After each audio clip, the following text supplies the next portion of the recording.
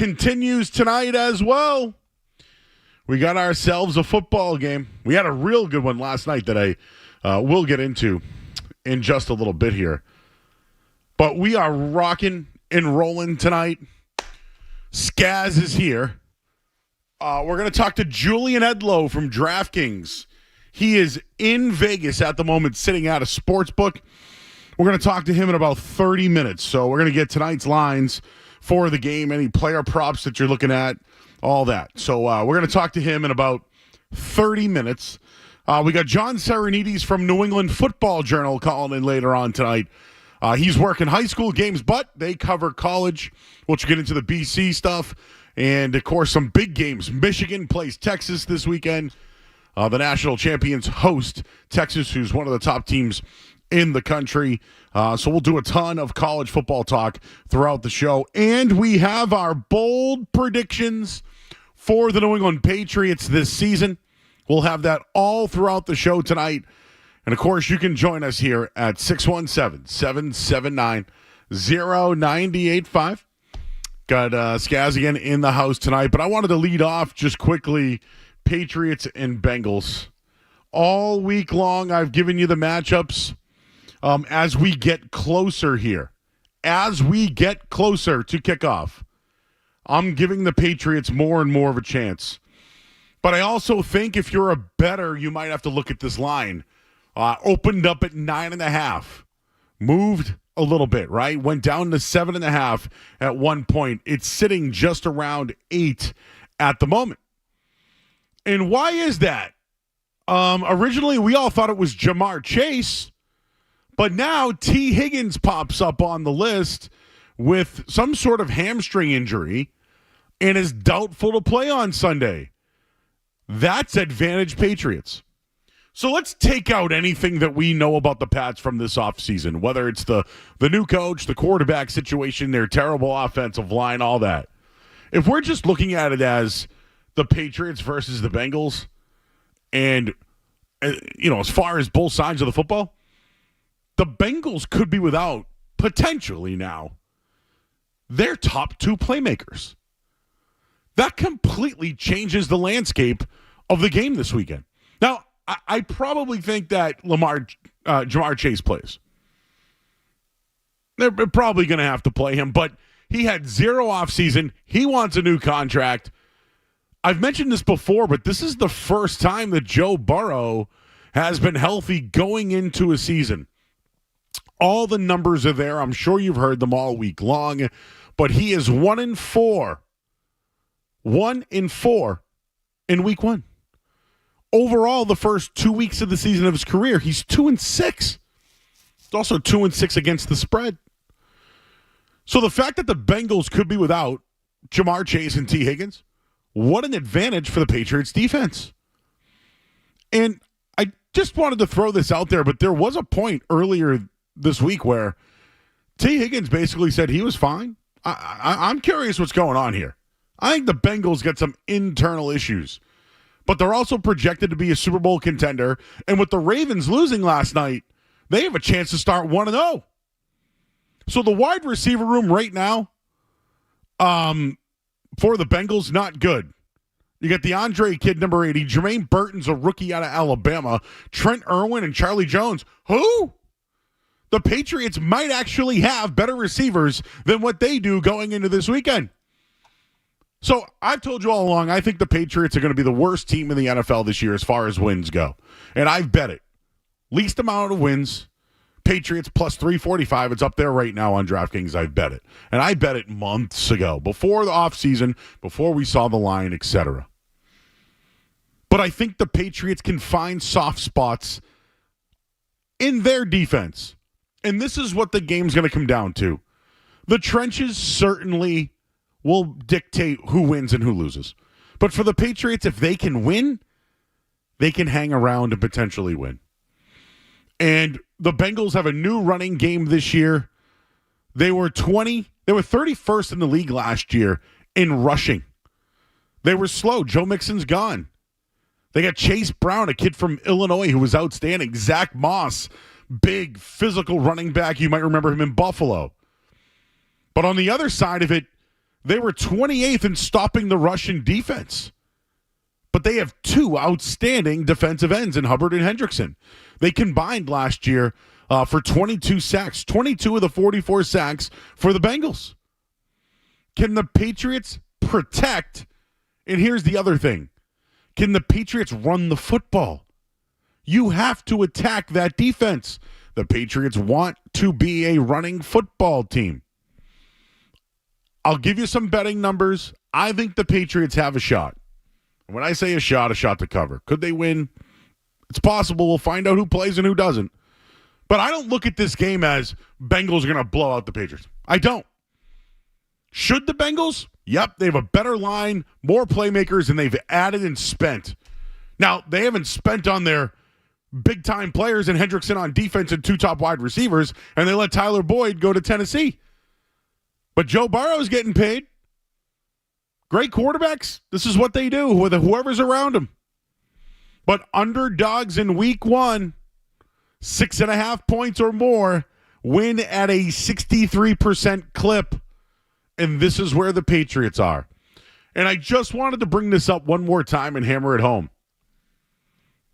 The Bengals' first home games of the season, okay, going back to 2019, they lost 41-17 to Jimmy Garoppolo and the 49ers. So Garoppolo, right? In 2020, they took on the Chargers.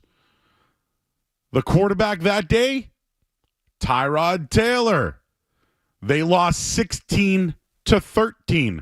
So you got Garoppolo, Tyrod Taylor beating them.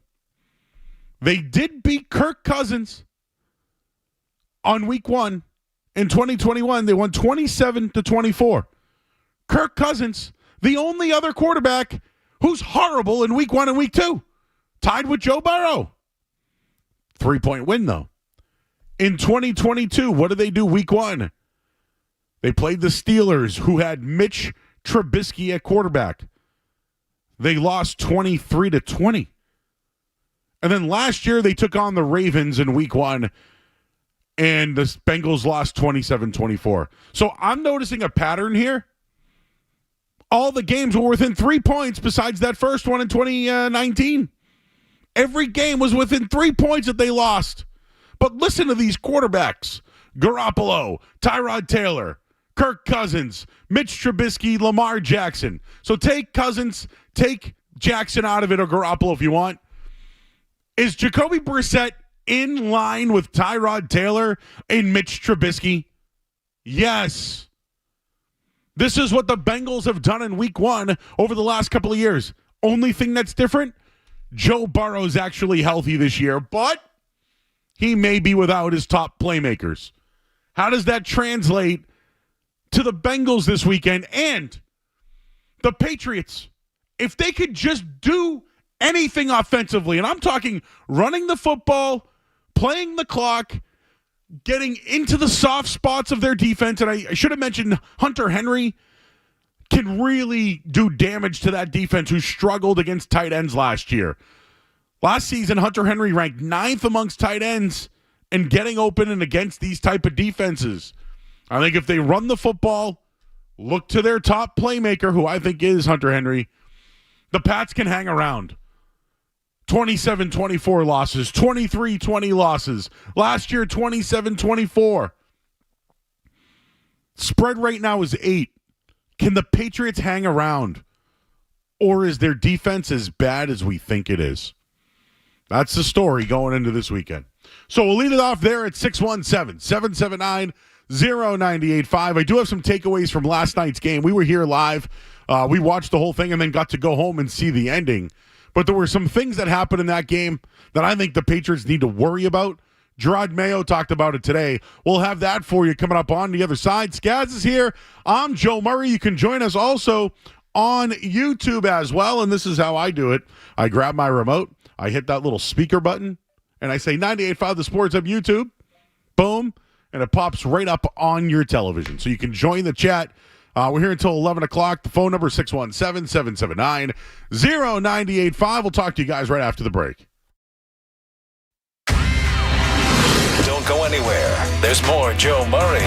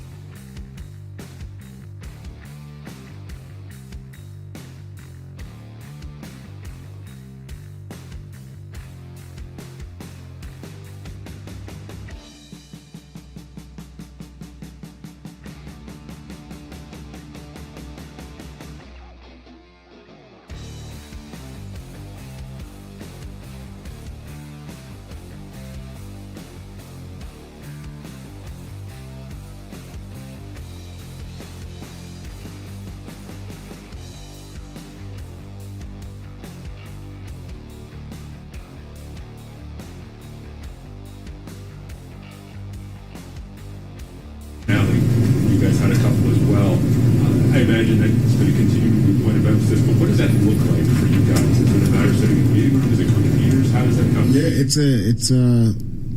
that we talked about it in practice. I had two guys on both sides of the line of scrimmage making sure those guys were lined up correctly. And once again, we always talk about we'll do business as business is being done. So we'll see what this crew has for us this week. Now, I think they have a shot here. I look at things differently. I look at the number.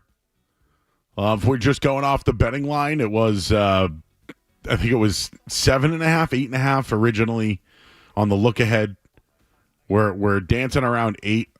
I'll take a look at what it is right now, but I think these things are real. Like, I think Cincinnati's a team with more horses than the Patriots.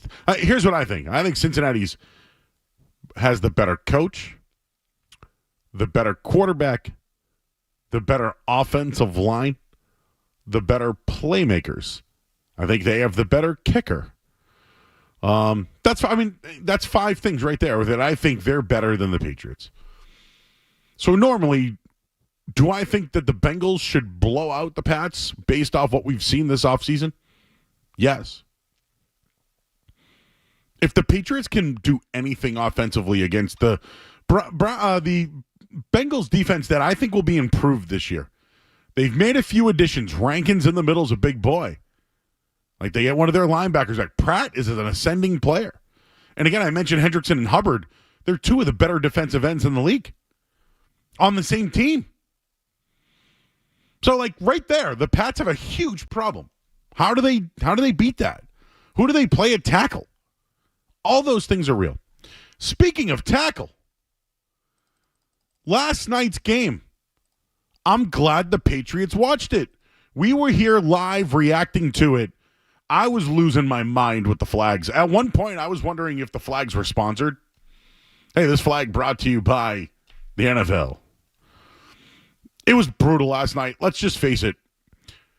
Let me start off by saying this is a league issue.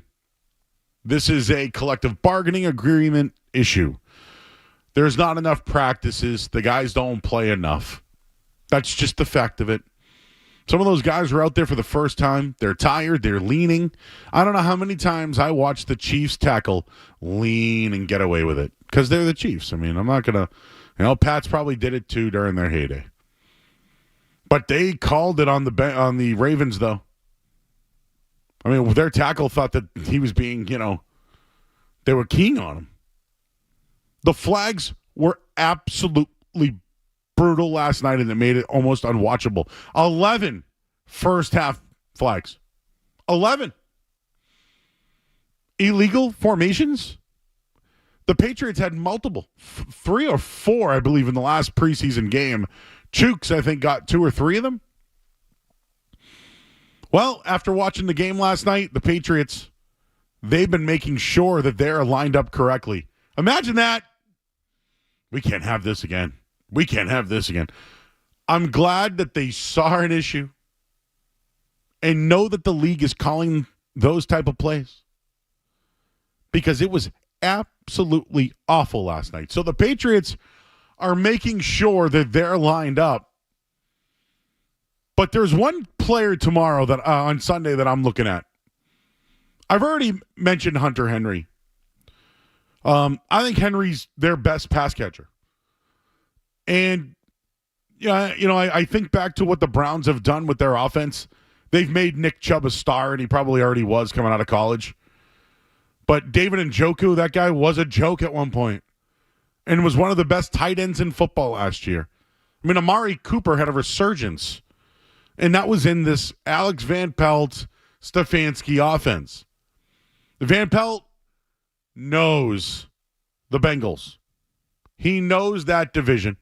I have not given Van Pelt much credit this offseason. Like the fact that the Patriots have handed it over to him, we will find out. He's also the guy that wants Jacoby Brissett to be the quarterback. So whenever that time does come, if Drake May does play, and Drake May plays well,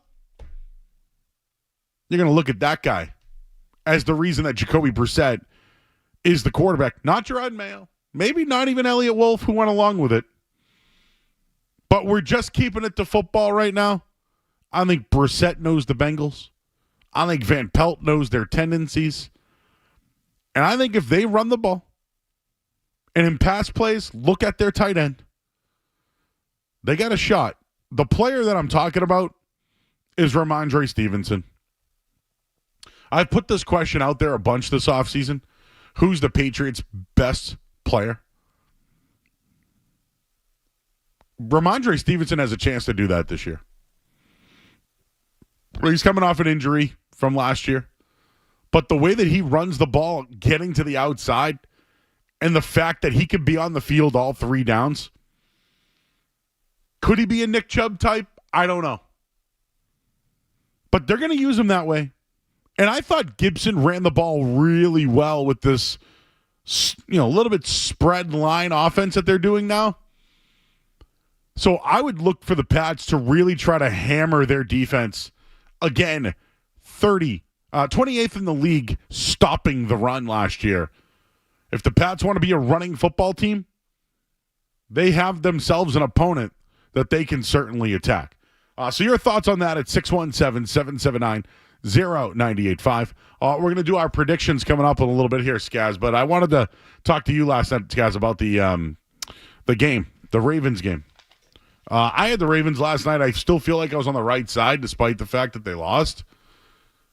But Lamar Jackson doing a little bit too much, and then with the game on the line, has wide open players and couldn't make the play.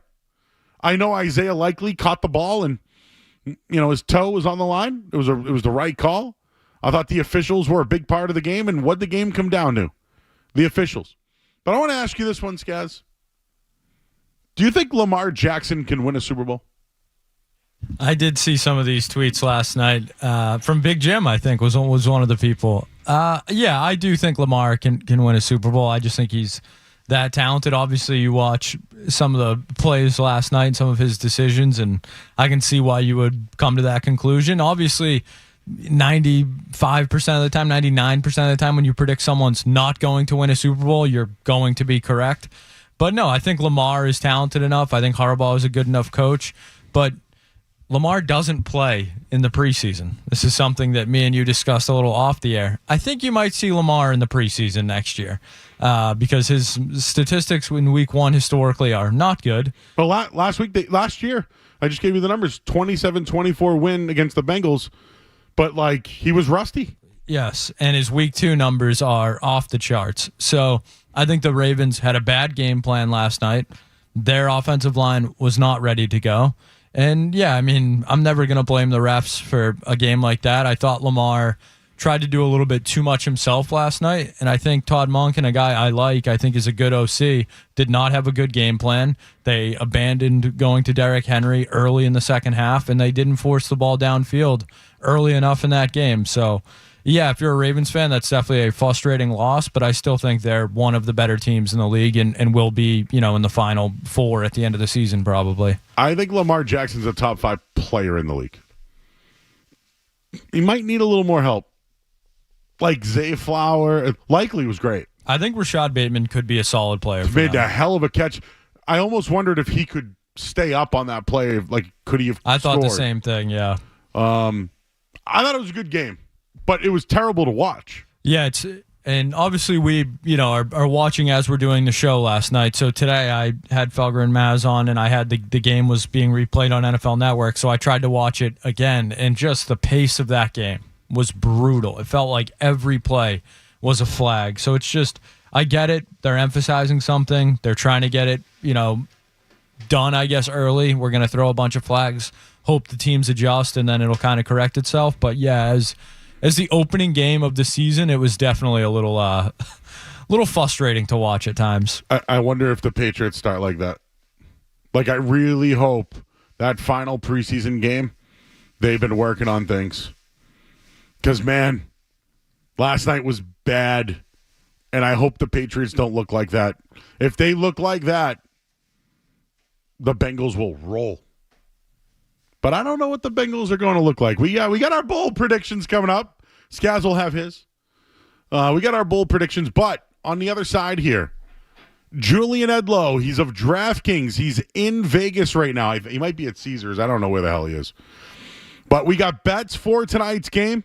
Sources are on the ground. A big one from Brazil. The Philadelphia Eagles take on the Green Bay Packers. So we will talk to Julian Edlow coming up next live from the Sportsbook in Vegas right here on 98.5 The Sports Hub. Sports Hub headlines. All right, Eagles and Packers, as we mentioned tonight, Eagles -2 right now, total 49. Patriots and Bengals, the injury report is out. City So will listen as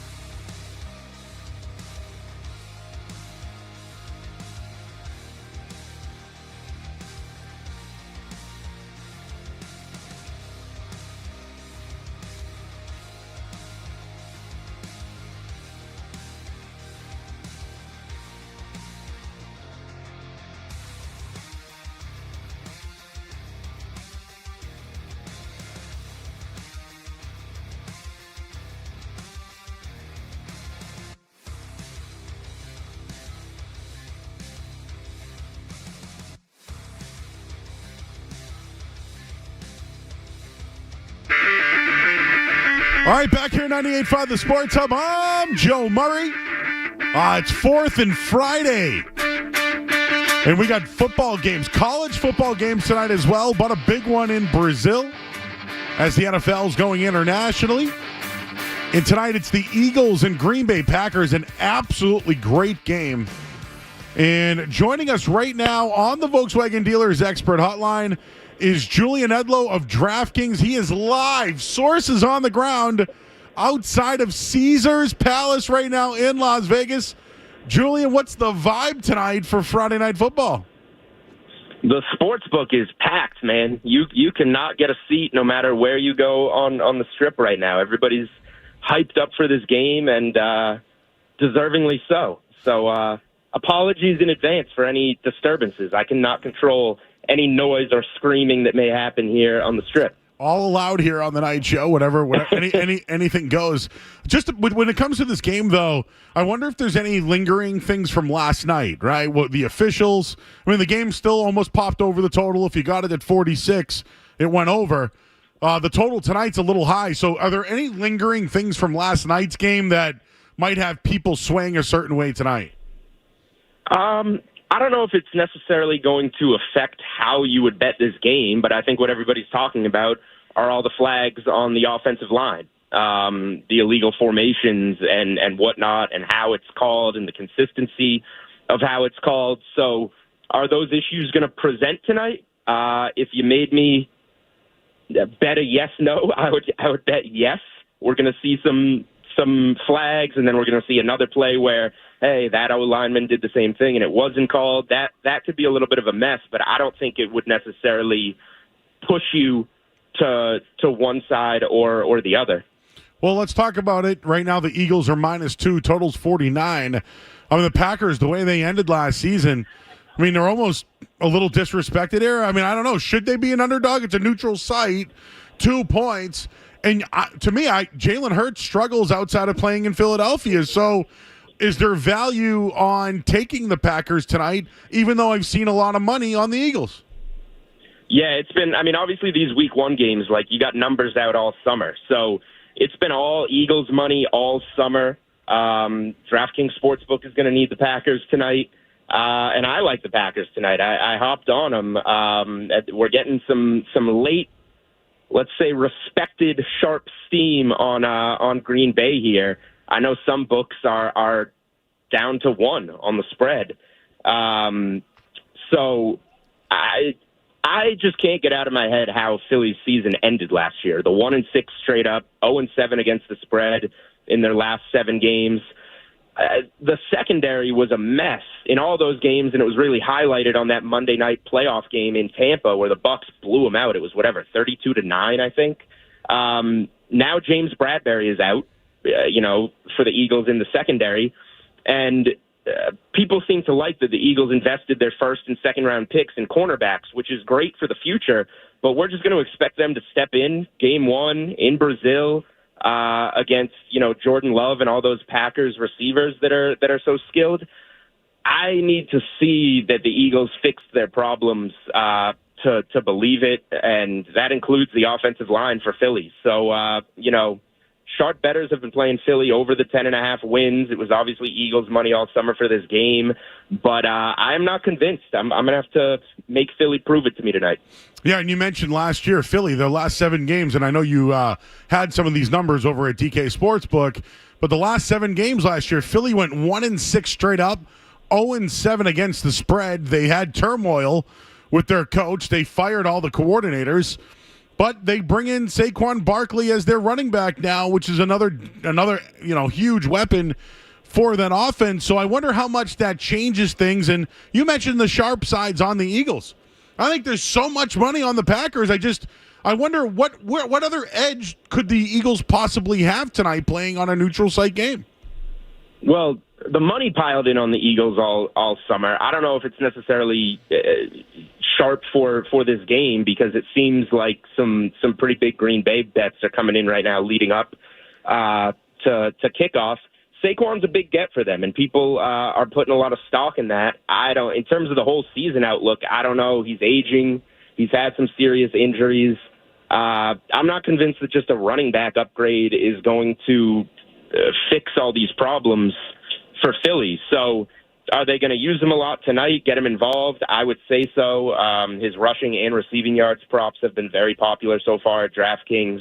I do like his receiving yardage prop, which is in the high teens, and has been bet up. It was 16.5. I think it's 17 to 19 range now. So he's going to be involved. I think he'll have a fine game. But those issues that I mentioned for Philly with the O-line and the secondary, Saquon Barkley can't fix those. All right, we're talking to Julian Edlow. He's live. He's from DraftKings, and he's live from the Caesars Sportsbook right now in Las Vegas. Got to ask you about the Patriots. I already bet them to have the fewest wins this year. I got it at plus 345. That's been hammered down now, right around 300. I know you had that on your latest DK Network article. But I actually think the Pats have a shot this week if it gets to 9.5. I don't know who's playing wide receiver for the Bengals. I think they have some internal issues. But, dude, they start slow every single year. And I look at some of the quarterbacks they've played against, Mitch Trubisky, Tyrod Taylor, like, why not Jacoby Brissett? So I know the offense is bad. I just feel like the Patriots, though, can attack some of their soft spots. I'm sure they'll have a game plan to do that, but I just can't look past how bad the Patriots were all preseason. You got the primetime Sunday night game in Washington.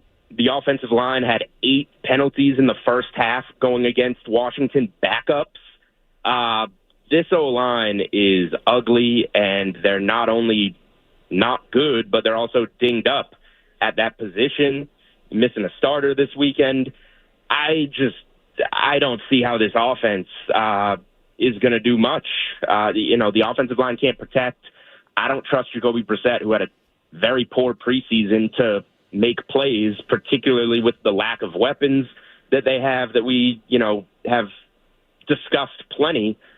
I get what you're saying, and the whole, if you're in a survivor pool, it's going to be like 50% Cincinnati, and then the rest of the field, partially because I don't know how many other good survivor picks there are out there week one, but I don't see it with the Pats this weekend or this season. I think it's going to be pretty ugly. Not to mention, nobody seems to be factoring in the handicap part, where because of how poorly things ended with Bill Belichick, that you are downgrading from the greatest coach of all time, no matter who the head coach of the Patriots is now. I know you're big on Zach Moss this year. I saw some of your season props for him. They were 31st in the league last year in rushing. Do you think he can help that Bengals offense? He's not an upgrade from Joe Mixon by any means, but I think they're going to plug him into a little bit more of that Mixon role, and that's what the Cincy coaching staff has been saying. If you're playing fantasy, you see on the fantasy boards, Chase Brown and Zach Moss are kind of ranked the same, and I disagree with that. I think Zach Moss is going to get a good workload. Cincy's been telling us Zach Moss is going to get a good workload, so at only 700 yards for the season, he went over 700 yards, Moss, last year, playing 14 games for the Colts. And that was sharing the backfield with Jonathan Taylor, who played 10 games and had over 700 yards. So putting him into a featured role, I like that season-long prop. If he's healthy the whole year, I think he should get to 1,000 yards, which is plus 280 on DK Sportsbook if you want to get a nicer payout there. But I think that Moss is going to have a pretty good year if he's healthy. And game script-wise, if they get out to the type of lead we think they could over the Patriots in Cincinnati on Sunday, he could be a pretty strong play in week one in your fantasy leagues or on your player props as well. All right, man. One more before we let you go. Appreciate you joining us again live on the grounds in Las Vegas, Caesars. We got Julian Edlow here from DraftKings Sportsbook. What's the vibe on Michigan, Texas? I just want to let you know the look ahead was 3.5. This thing has been bumped up close to a touchdown now, 6 at some places. What is the vibe on Michigan? And did Michigan kind of hold their... They didn't pull a lot of levers last week? That offense didn't look so great. Yeah, I'm staying away from this one. When it got over a touchdown, a lot of bets came in on that Michigan plus 7.5 saying, how can you not take this? They're at home. They're still a solid defense, and they got Texas coming in. But I would be pretty surprised if Texas didn't win the game. They won 52-0, I think it was, over Colorado State last week.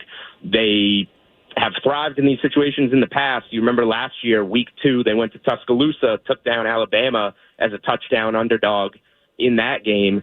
I think Texas wins the game. I'm not going to get involved with the points. I just don't think Michigan has it offensively to keep up.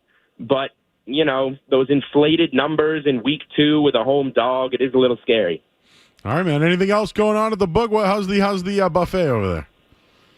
No buffets yet, but I've been eating pretty good out here. It hasn't been bad. The sports books have been a great time. Last night was bonkers with that finish to Kansas City and Baltimore at the book. People were going nuts. Yeah, I'm sure the officials didn't help anything either. It was 11 penalties in the first half. Yeah, that wasn't as fun, but you know, pretty rowdy watching those Isaiah Likely replays with the toe coming down. Yep. So what do you guys? You guys got a big week, right? What do you guys get? They send you out there to do a show?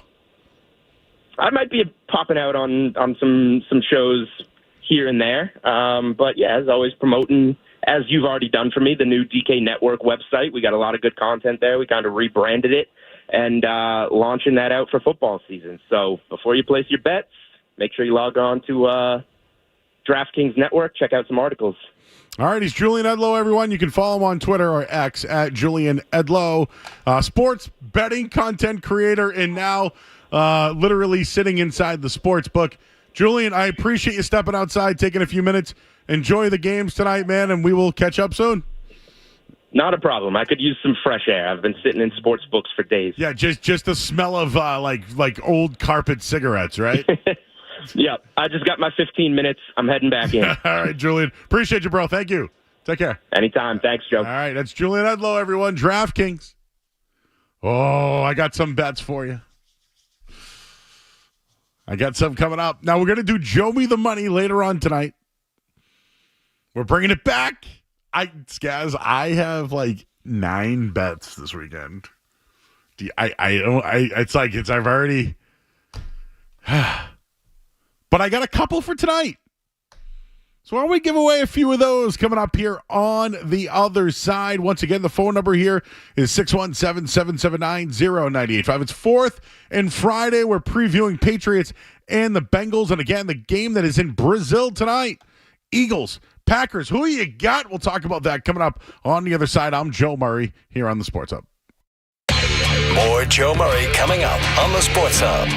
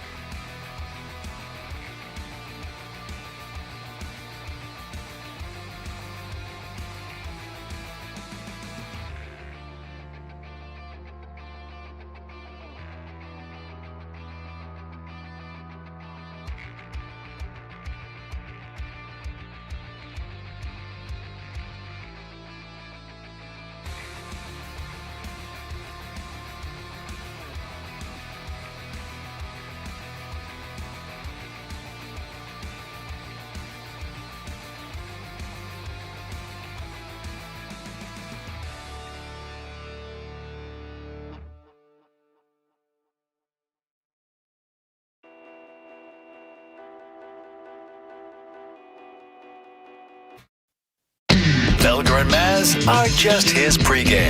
They've been getting wholesale deals for years. It's Joe Murray on the Sports Hub. That could be a short-lived segment if you're. Well, no, I mean, I'll do it if I'm out. I'll have to. No, we'll do it by. I know. No, we'll do it like every week. Like, we'll just have to pick a different team though. So you can't use Buffalo anymore, and I can't use Cincinnati. All right, here's what I got for tonight. I'm still on a side. Me and Skaz just kind of off the air discussed the side. The Eagles are -2. I think they're sharp. I think that's the side personally. But I don't want to dismiss anything regarding the Packers. They were really good at the end of last year. Matt LaFleur has been an outstanding coach in week 1. I mean, we'll find out what happens with Josh Jacobs at running back, but I think they have better. I mean, you could compare the Packers wide receivers versus the pass catchers to the Eagles, and it's pretty close. So as far as the side goes, it's -2 Eagles, the total 49. The reason why I think over is because the 4 and the 9, plus they're playing in an international game. So I feel like points will be scored. But I'm going a little different tonight. And I got one college game that I wanted to give out as well. It's later on. But I'm going with a couple of player props for tonight. I'm going Saquon Barkley over 15.5 rushing attempts. Just missed out on it last night with Derrick Henry. It's because they had to throw more. But right now it's even money. So $25 gets you 25. 100 gets you 100. Going Saquon Barkley over 15.5 rushing attempts tonight. That's one. You don't have to ring it. Also, the other one is Christian Watson over 3.5 receptions tonight. So I think he has he has 4 catches or more tonight. There we go. Going Christian Watson over 3.5, Saquon Barkley over 15.5. And one more tonight, and I'm doubling down on this one. It's in college football. It's the late game.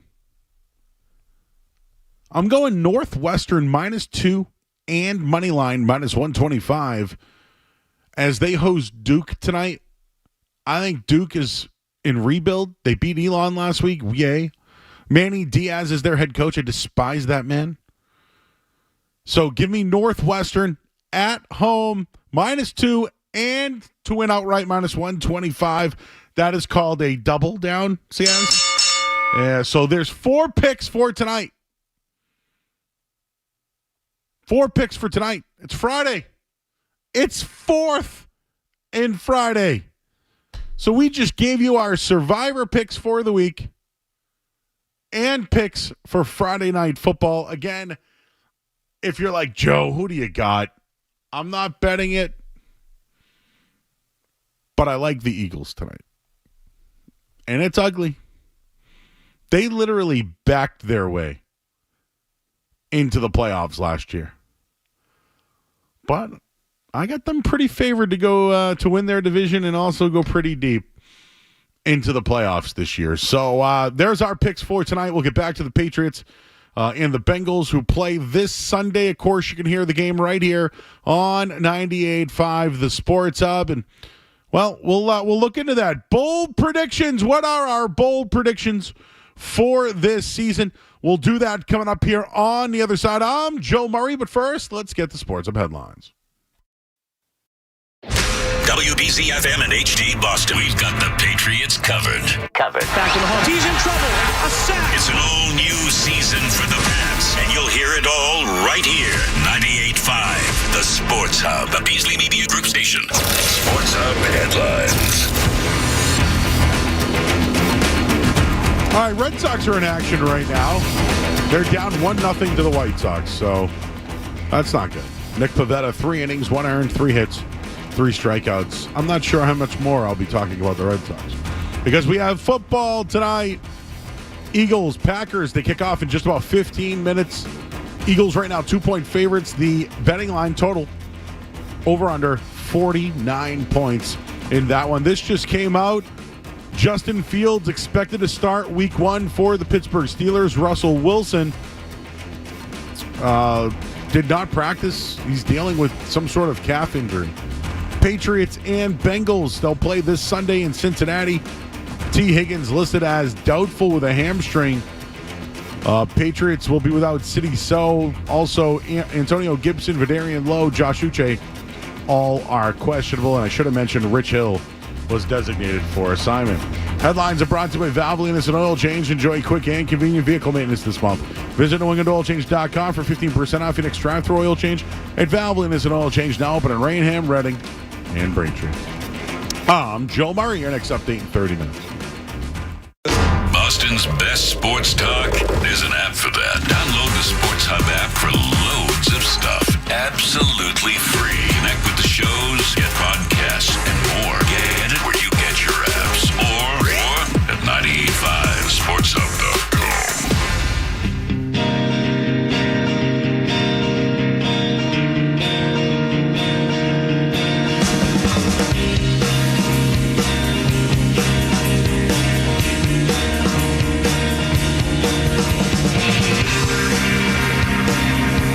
All right, back here at 98.5 The Sports Hub. I'm Joe Murray. Skaz is here as well. Wanted to get into some bold predictions for this season. I'm interested in some things. In The Athletic, had the 10 most important players heading into this season. Skaz, who's a player that's important to you this season? Who do you think's number one? The most important piece for the New England Patriots this season. There's no wrong answer. What a scary thought. But I almost have to say David Andrews because of the offensive line issues we saw in the preseason, not just with the penalties, but with the actual snapping of the football. So I think David Andrews is right up there for me because you want to say a left tackle, you want to say someone else on the line, but I just feel like David Andrews is the centerpiece. He is the focal point. He is the one steady force I feel like you can rely on that line. So if you think you're going to see some Drake May this year, I don't think you can say Brissett is the most important piece. So for me, it's crazy to say the center, but I feel like it's David Andrews has to be right up there. I think Andrews and 1 and 2. They lose one or both. Porked. Over. I'll give you one more offensive name. I mentioned it earlier. Could Ramondre Stevenson's be Kareem Hunt? Could he be Nick Chubb? I'm just comparing it because, could he be what Joe Mixon was? I mean, even look at the Browns last year when Chubb went down. Jerome Ford was awesome. Ford was great. He was great. So maybe that's something you're looking at with AVP that, Stevenson, because he kind of got some criticism last year for how he ended the year running out of steam a little bit. So, yeah, maybe someone like that is huge in this offense. But for me, it's still the line. Oh, yeah. No, I guess I'm just giving you, like, who, we mentioned the line. Who do you think's the number one top defensive player? I think with Barmore out and Judon gone, it's Christian Gonzalez for me. He's coming off an injury. We were hoping to get him versus Jamar Chase in week 1 just to see, what does Christian Gonzalez look like right away facing a top target coming off an injury. I don't know if we're going to get that this weekend, but having a number 1 corner can't be overstated in the NFL. It helps your defense so much not having to worry about double teaming someone. If Christian Gonzalez is that guy that Patriots fans expect him to be, and you can just put him out there on an island, that is a huge plus for the defense. So I'd have to go with Christian Gonzalez. So don't disagree. I had Kyle Duggar. I don't know what it is, but the scheme that they play, they need him to be elite. I mean, they're paying him well, right? They transition tagged him, which was an absolute joke, by the way. I don't even want. I'm not going to get into the Patriots off season today. I'm going to keep it strictly to the season, into this weekend. But I actually think Kyle Duggar is the team's most important defender. He could play everywhere. I mean, if he had to play linebacker, he can. Can he blitz? Absolutely. Can he play deep safety? Yeah. I think he's their most important defender. And I know that people are going to say Gonzalez, but Gonzalez was drafted to be that guy. Like, the expectation on Gonzalez is he's going to be that guy. I want Duggar to take an even bigger leap. So that's why I say he's the most important when it comes to the Patriots this year. How about this one? Which second-year player, forget about what year, what player should take the biggest step this season? And I'll give you mine. I think it has to be Keon White. I think it has to be Keon White. This guy's going to play defensive end for the Patriots, just fill the role. Clearly, he's a monster physically, right? I don't know if he can stop the run. I don't know. Do I know that he can maul guys one-on-one and get into the backfield? Absolutely. Can he play end and rush to the sideline quickly? I don't know. We just assume he can do it because he's a monster of a man. But I think when it comes to taking the next step and who will take jumps, I think Keon White's the player that I'm identifying as who they need to take the biggest leap this year. You got Dietrich Wise on the other side. You got Godshaw in the middle. If you can get some sort of elite play from a Keon White, they got their next defensive lineman for the next 5-6 years. And, of course, the future of Christian Barmore is still, in question. I think he's going to be out indefinitely this year, which I think they should do, by the way. But Keon White, this kid could be legitimately holding down the line for years to come. I'm wondering if he can play even inside for that matter. But if we're looking at players to take that next step, to me, no bigger player than Keon White for me. So your thoughts on that at 617-779-0985. When I think of bold predictions, do you have one at all? I have them going under the total no matter what. But, I don't know. What do you got Jacoby Brissett doing?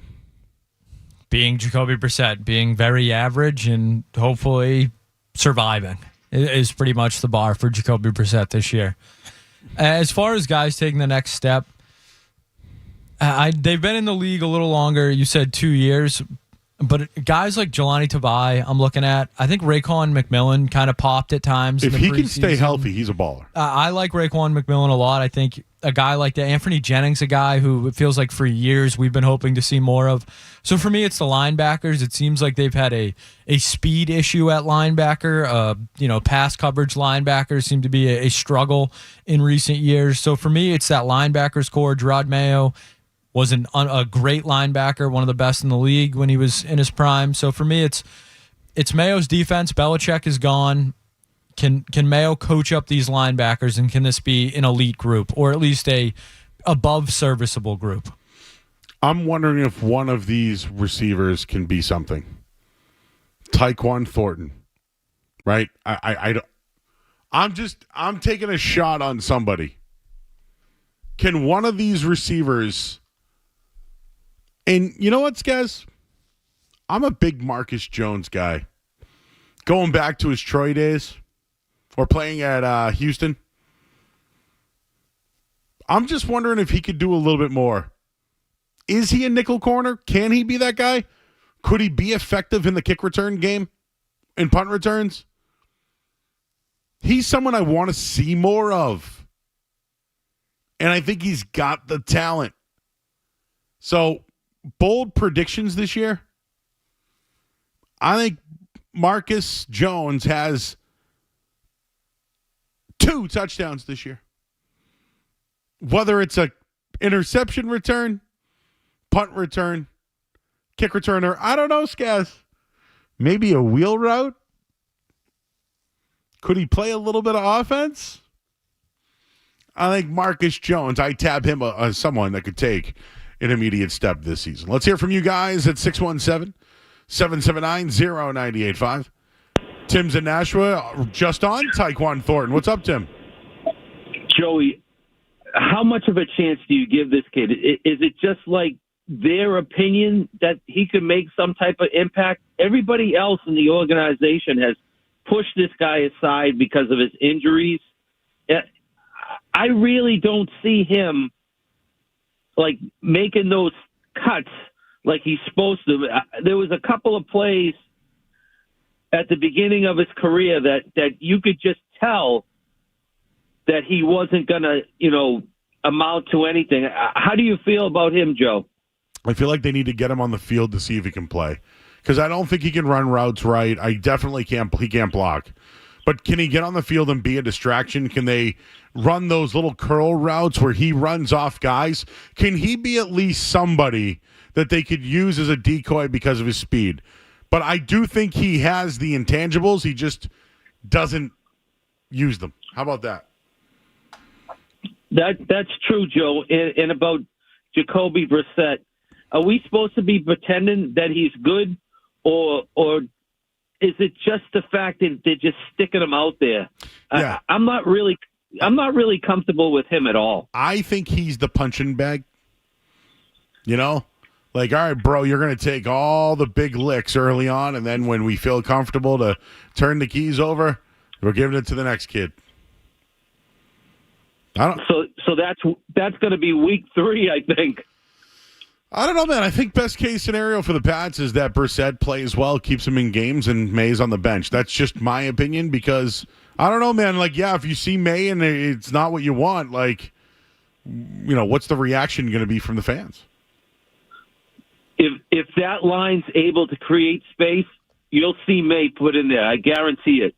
Anytime that kid has, you can just see it, Joe. He has that chin up looking downfield. I love it. Yeah, I think that he can help the offensive line for how elusive he is. Most definitely. All right, man. You ready? What do you got for a prediction this weekend? I think they lose 17-14, Joe. Well, that's a low-scoring game. Yep. Could take the I love our defense. That's why. All right, man. All right, Tim. Appreciate your call, bro. Tyquan Thornton, could he take the next step? My two guys are Keon White and Marcus Jones. Keon White really could be something if he could show it. Wow. He'd be a starter and a mainstay here for years. Speaking of for years, the rookie class, they are excited to get it going, and well, they came together. They want to be the best group this team has ever had. Let's get into that rookie class and what type of impact they could make this year. We'll do that coming up on the other side. I'm Joe Murray, and a football game's about to kick off. It's 4th and Friday. The game's on Peacock here on 98.5 The Sports Hub. Don't go anywhere. There's more Joe Murray. On the way on 98.5.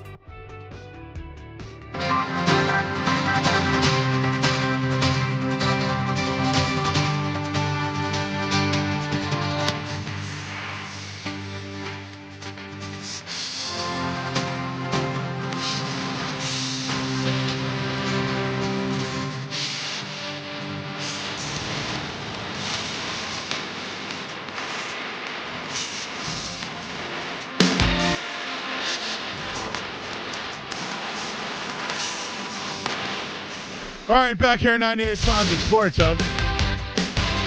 The game's on Peacock, and for some reason I can't watch. Don't know what to tell you, Skaz. I pay for Peacock. I'm on my Xfinity, which I also pay for Peacock there. And I don't know why I can't watch the game. So if anyone else is having the same problem, I apologize. But I'm not sorry. I don't understand why I can't watch the game. They won't even let me log in. I don't know, everybody, but the game has kicked off. And I will certainly keep you posted, and we've already given out our bets for tonight, which I believe I have already done. So be sure to check that out. All right, right now it's the Packers have the ball. They're at the Eagles' 42-yard line. Jordan Love moving down the field. Just had a big play to Romeo Doubs. So keep your eyes on that one. I did want to just look at the Patriots and the rookies this year. Right? This rookie class, could it be something? I mean, at least they kept all the rookies on the team this year. And for the first time the Patriots draft class met, they had this rookie meeting. They came up with a goal. They said that they wanted to be the best group that they've ever had. Now, listen, in 1995, you had Ty Law, Ted Johnson, and Curtis Martin. I'm not really sure if you could do better. That's 2 Hall of Famers and a captain who won 3 Super Bowls. So, I don't know. That's kind of a tough draft class. Chandler Jones, Dante Hightower, it's a pretty good draft class, right? So I don't know if Drake May and Jalen Polk and guys like that really ring the bell with the best draft class of all time, but what's that mean? You said ring the bell, Joe. Oh, I don't know if that rings the bell. No, ding, no. ding, ding. But could Drake May be the next franchise quarterback? He could be. Could be another team's franchise quarterback, too. Who knows? If something happens in the game, too, let me know. All I have to say so far is the camera angles. Very weird. Not your normal camera angle so far. Well, I'm upset about it. It looks like we're watching the game from the Goodyear blimp. Yeah. I wish I could. Does the Goodyear blimp still go? Yeah, I think a couple times a year. Jalen Reed just scored, but it looks like we got some flags on the play. Of course, right? Of course. So Green Bay looks pretty good early on. If it stands, it looks like it's going to stand. Wow. Well, I'm glad I didn't put any action on that. So, anyways, I'm trying to get on the cock, but it won't let me. Wow. I have Peacock. What's going on? Am I turning into Felger right now? This is Felger-esque. Login. Okay, I have my login. Okay, I know I pay every month. I see it. What is my password? That's a good question. Well, Joe, there was 2 flags on the play. There was 12 players on offense, and there was 12 players on defense. So we're replaying the down. Are you serious? I'm not joking. A little sloppy start to the NFL season this year. Well, anyways, I'll figure out a way to watch it. I always do. The draft class. Guys, do you care about the draft class at all this year? Yeah, I mean, me too. I absolutely care because of how draft classes have gone in recent memory. I know they signed most of Belichick's most recent draft picks, so however you feel about that, those guys are here to stay. But now it's a new regime. So, yeah, I'm heavily invested in this rookie class because what else do we know about Elliott Wolf and Gerod Mayo and Alex Van Pelt's player development? We're going to start learning this year. So, yeah, I think it's a big year for the rookies and especially the rookie wide receivers. I'm interested in watching. They've had no success with drafting wide receivers. The one guy they drafted, unfortunately, had a bad knee. Malcolm Mitchell. He was great. And going way back, Deion Branch was David Givens in the 7th round was an absolute steal. Which wide receiver that they drafted did you think, where you were convinced was going to be a guy? Aaron Dobson. Aaron Dobson, yeah. You know why? He was good at Marshall. He could really jump out of the gym.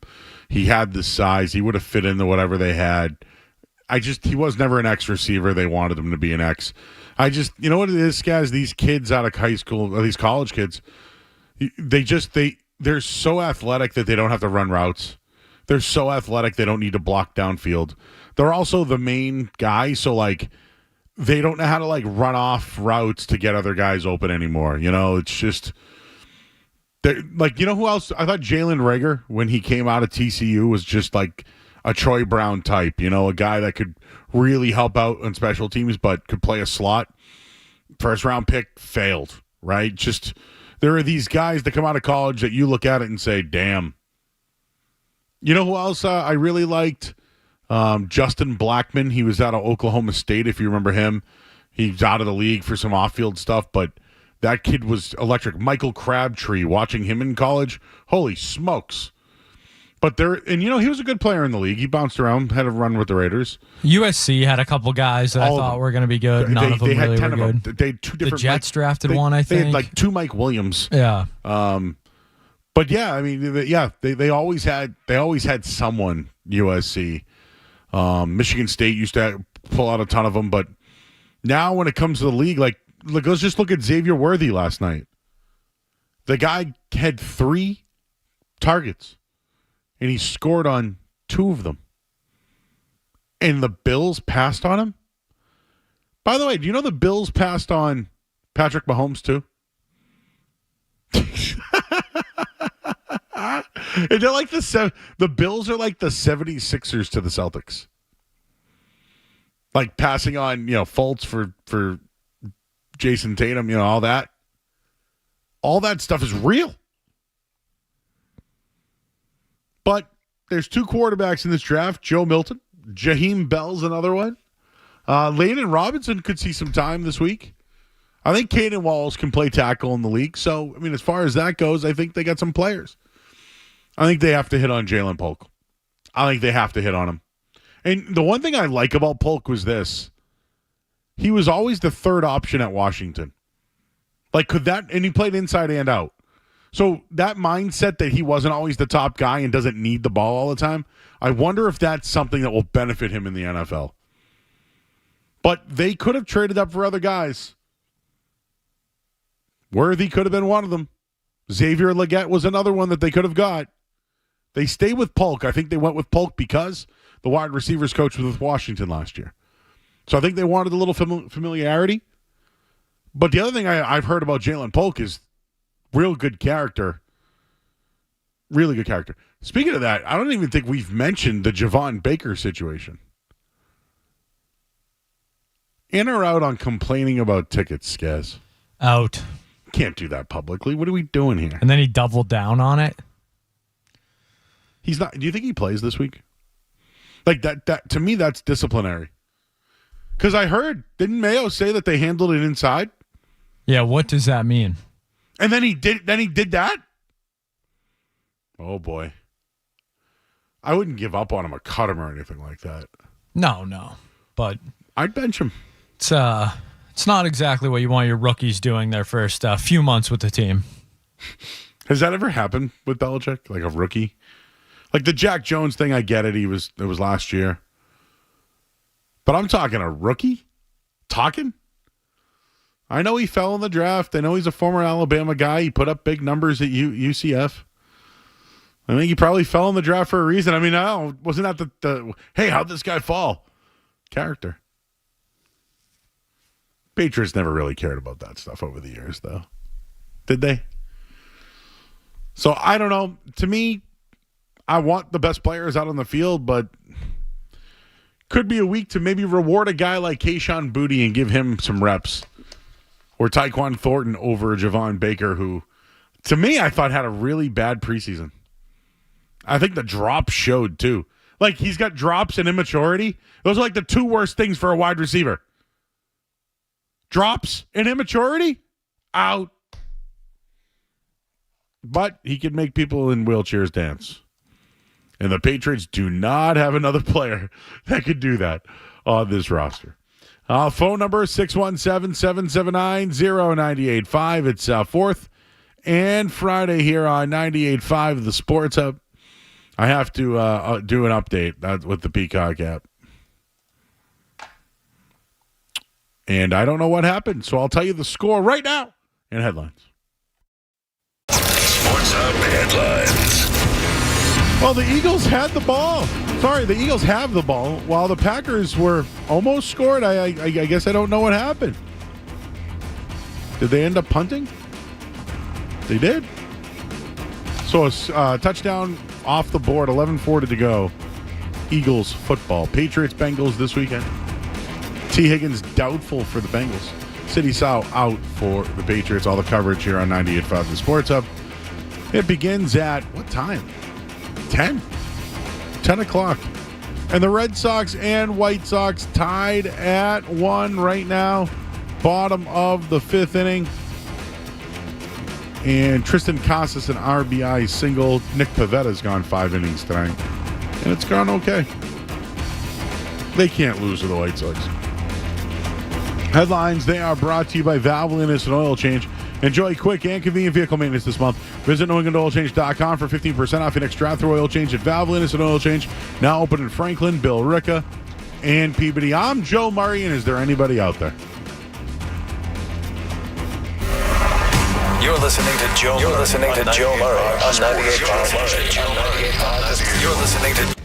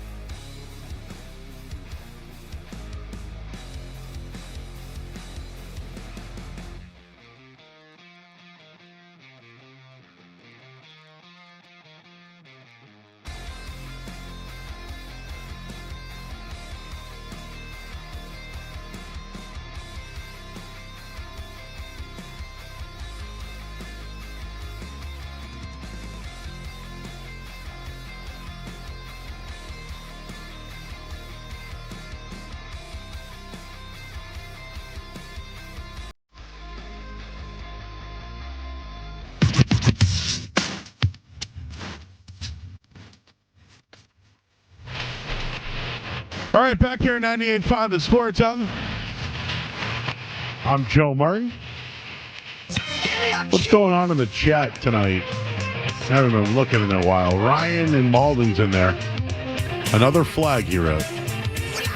I missed the bets, Joe. Are you going to put them on X? Yes.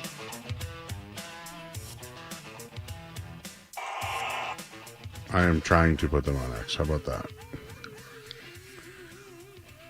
I can't get the game.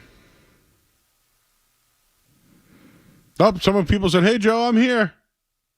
Joe, the announcer, said the Eagles were in shotgun 93% of the time last season. Please tell Michael Felger that. Because, yeah, I know. I know, everybody. I know.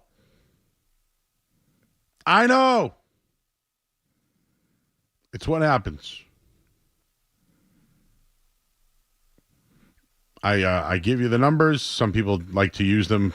Some people like to use them for their own arguments. There's a lot going on there.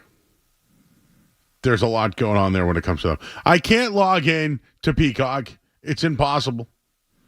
I pay for it every month. I feel like calling them while I'm on the air to just be like, hey, I have an account with you. I pay you through Xfinity, I believe. So who do I have to call? Who do I have to call to take care of this? And I don't know what's going on in the studio, but it doesn't work here either. So now I'm upset because I can't watch the game. What's going on in the game right now, Skaz? It's 3-0 Green Bay. Oh, Green Bay's winning. How'd they get the ball? I believe there was a turnover, Joe. Not exactly sure, not watching intently, but it looked like their field position had to be a turnover. I'll take a look. Whatever. It's hard to... I was all excited. I got BYU and SMU on. Jalen Hurts 0 for 2 for 0 yards and an interception. Oh, he threw an interception. That's not good for him. Not good at all. Oh, there are some college football games tonight. Big ones tomorrow, though. Texas, Michigan, they go to the big house. Indiana's winning 42-3 right now. Wow. And I got a bet for the Duke Northwestern game later tonight here as well. The phone number is 617-779-0985. We're doing tons of football tonight. I just did started off saying I think the Pats get a shot at least with the number this week. And they do want to make sure that they're lined up right. We gave some bold predictions. We gave our survivor pick. And we just mentioned how the rookies are coming together because they want to be one of the best this season. I think we should bring up the Celtics here for a minute while everyone's watching football, and we'll transition out of it. But I read an article today, I believe it was Chris Forsberg wrote, can the Celtics surpass 60 wins again this season? And, I mean, I look at it and say, do they have to win 60 games?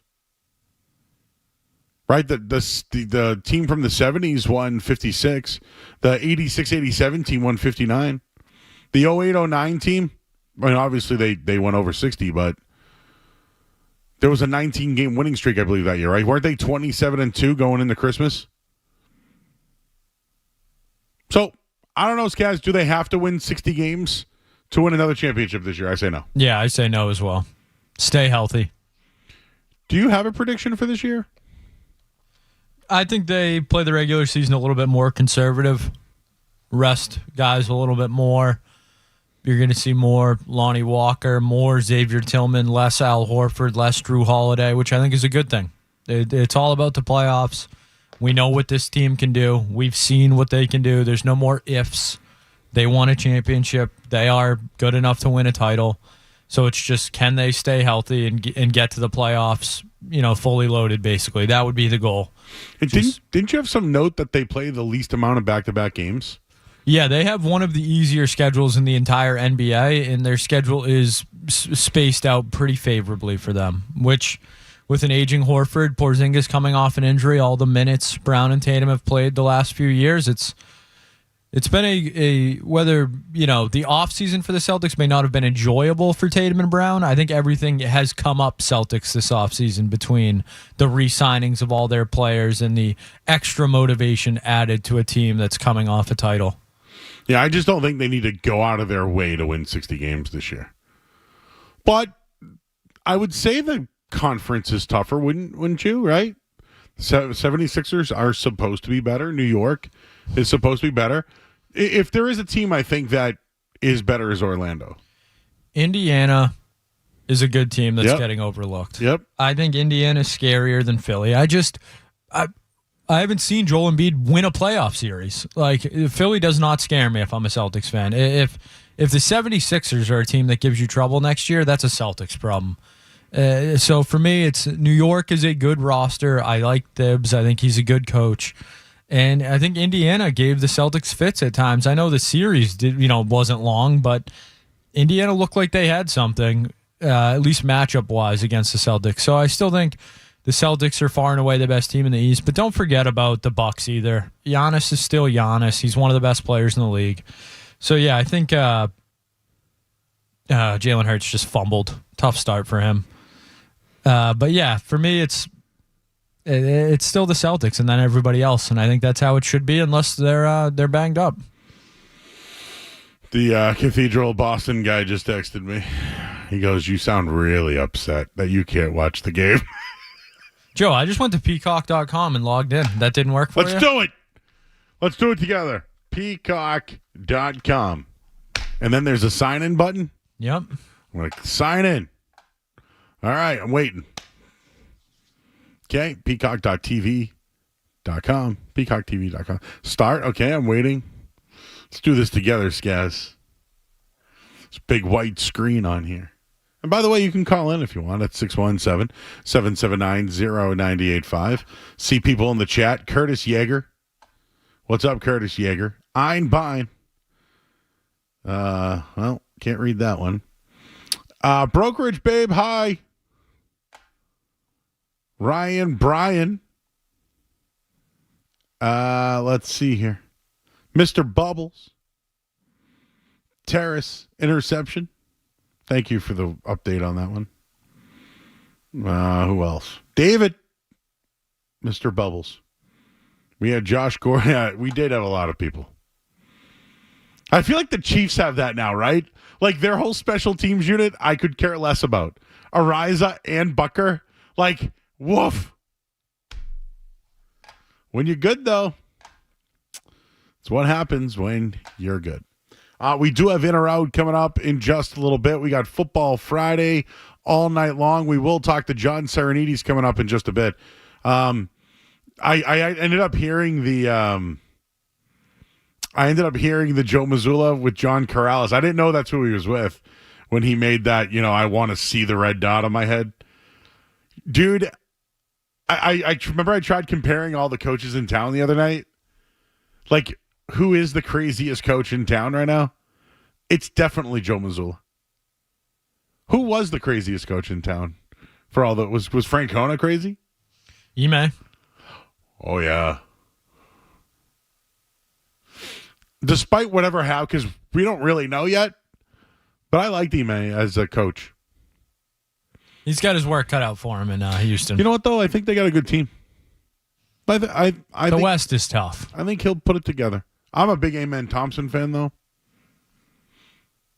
I'm curious about him.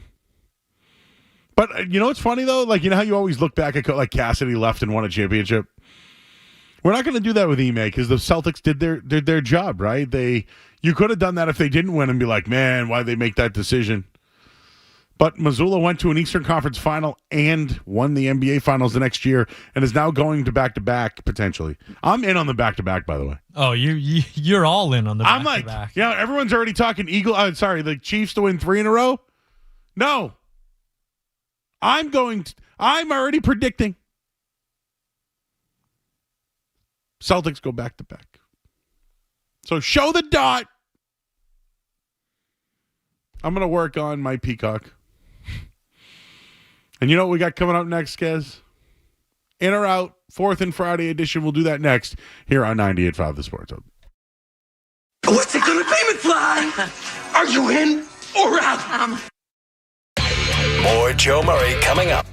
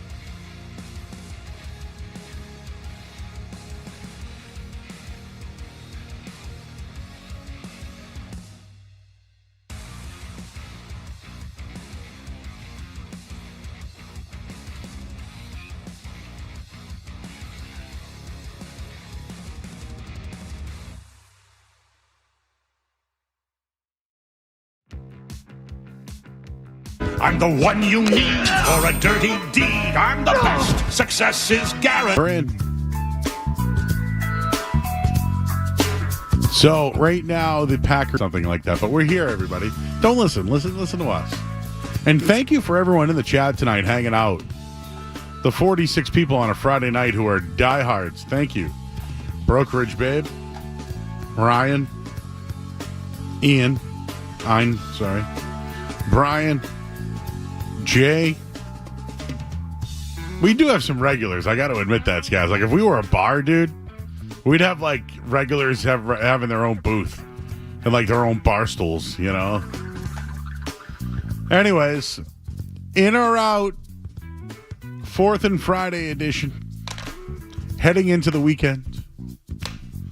What do we got tonight, guys? All right, Joe, a Friday night edition of In or Out. It is the Joe Show, and you sent me quite a few food-related in or outs for tonight, so we will start there, Joe. Hormel has introduced a new black label bacon that is Cinnamon Toast Crunch flavored. Joe Murray, are you in or out on Cinnamon Toast Crunch Cinnadust flavored bacon? In. Now, I think I'm in on flavored bacon in general. That like maple bacon? Yeah, there's a place in Ipswich on the North Shore. Well, sure. That does this smoked clam chowder bacon. So it's like I taste the smoked bacon in the chowder. You know what else they do? They put a clam on top of the chowder, like a fried clam. I feel like it's like a chef's kiss, like a mwah. But this would be bacon that has the drizzle of Cinnamon Toast Crunch. So I'm going to get some cinnamon. I'm going to get some crunch. I'm going to get some... This is like the bacon version of what's left over in your bowl after you have a... So yeah, like I love grease. Oh, I dip a lot. I put my eggs in bacon grease sometimes. You ever do that? You cook the bacon first, and then you cook the eggs in the grease. Oh, yeah, give me all the grease. In! I feel like I haven't said give me all the grease, but give it to me, baby. Uh-huh, uh-huh.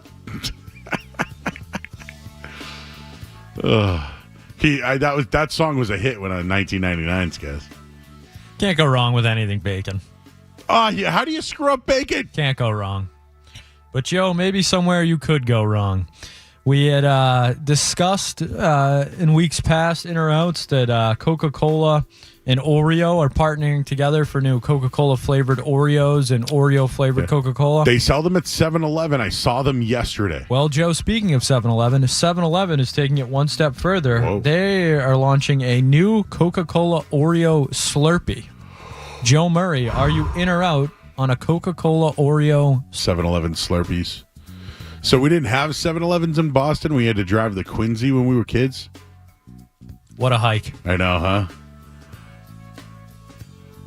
I mean, by car you could get there in like 9 minutes, but yeah, it wasn't like you could take the bus there. But I used to love, like a Slurpee reminds me of something sweet and cold, you know? So I'm not sure if soda really stands out to me as a Slurpee. I think I'm out. Now, before I quit soda, would I be in? Yes. But I feel like this is kind of, I don't want to mess with my Slurpee. I want my Slurpee to be sweet, sugary, and some sort of bright color. So I'm out on this one, unfortunately. But 7-Eleven, man, I don't know. I was there yesterday. They had a pizza in there. They had I just couldn't. I can't do it. I won't do it. There is some gas stations, though, that I got to tell you. Looks like they got some good stuff. Out. All right, Joe, sticking with kind of food here. Chipotle, another fixture on the night show in or outs. Chipotle has released its own line of Halloween costumes for this year. I believe they may have done this in years past, but this year they've released 4 Chipotle Halloween costumes. The Chipotle Water Cup, Chipotle Burrito, Chipotle Bag, and the Chipotle Fork costume. Joe Murray, are we in or out on Chipotle Halloween costumes. So, like, could I be a burrito? I'll drop in Slack right now so you can take a look at the costumes. I mean, it's not a bad idea for a party. Take a look at all right, take a look at Slack. Yeah, all right, let's. Again, we're on the radio, so not a lot of people can see these. Did you ever see the lift shots one that people made about lift shots once? Never mind. It might be on the internet. So a Chipotle water cup, it's just basically the Chipotle. Are those spandex? It looks like, the green men suits that like guys wear to NHL games. It's like that, but like you look like a wrapped burrito or the packaging on their water cup.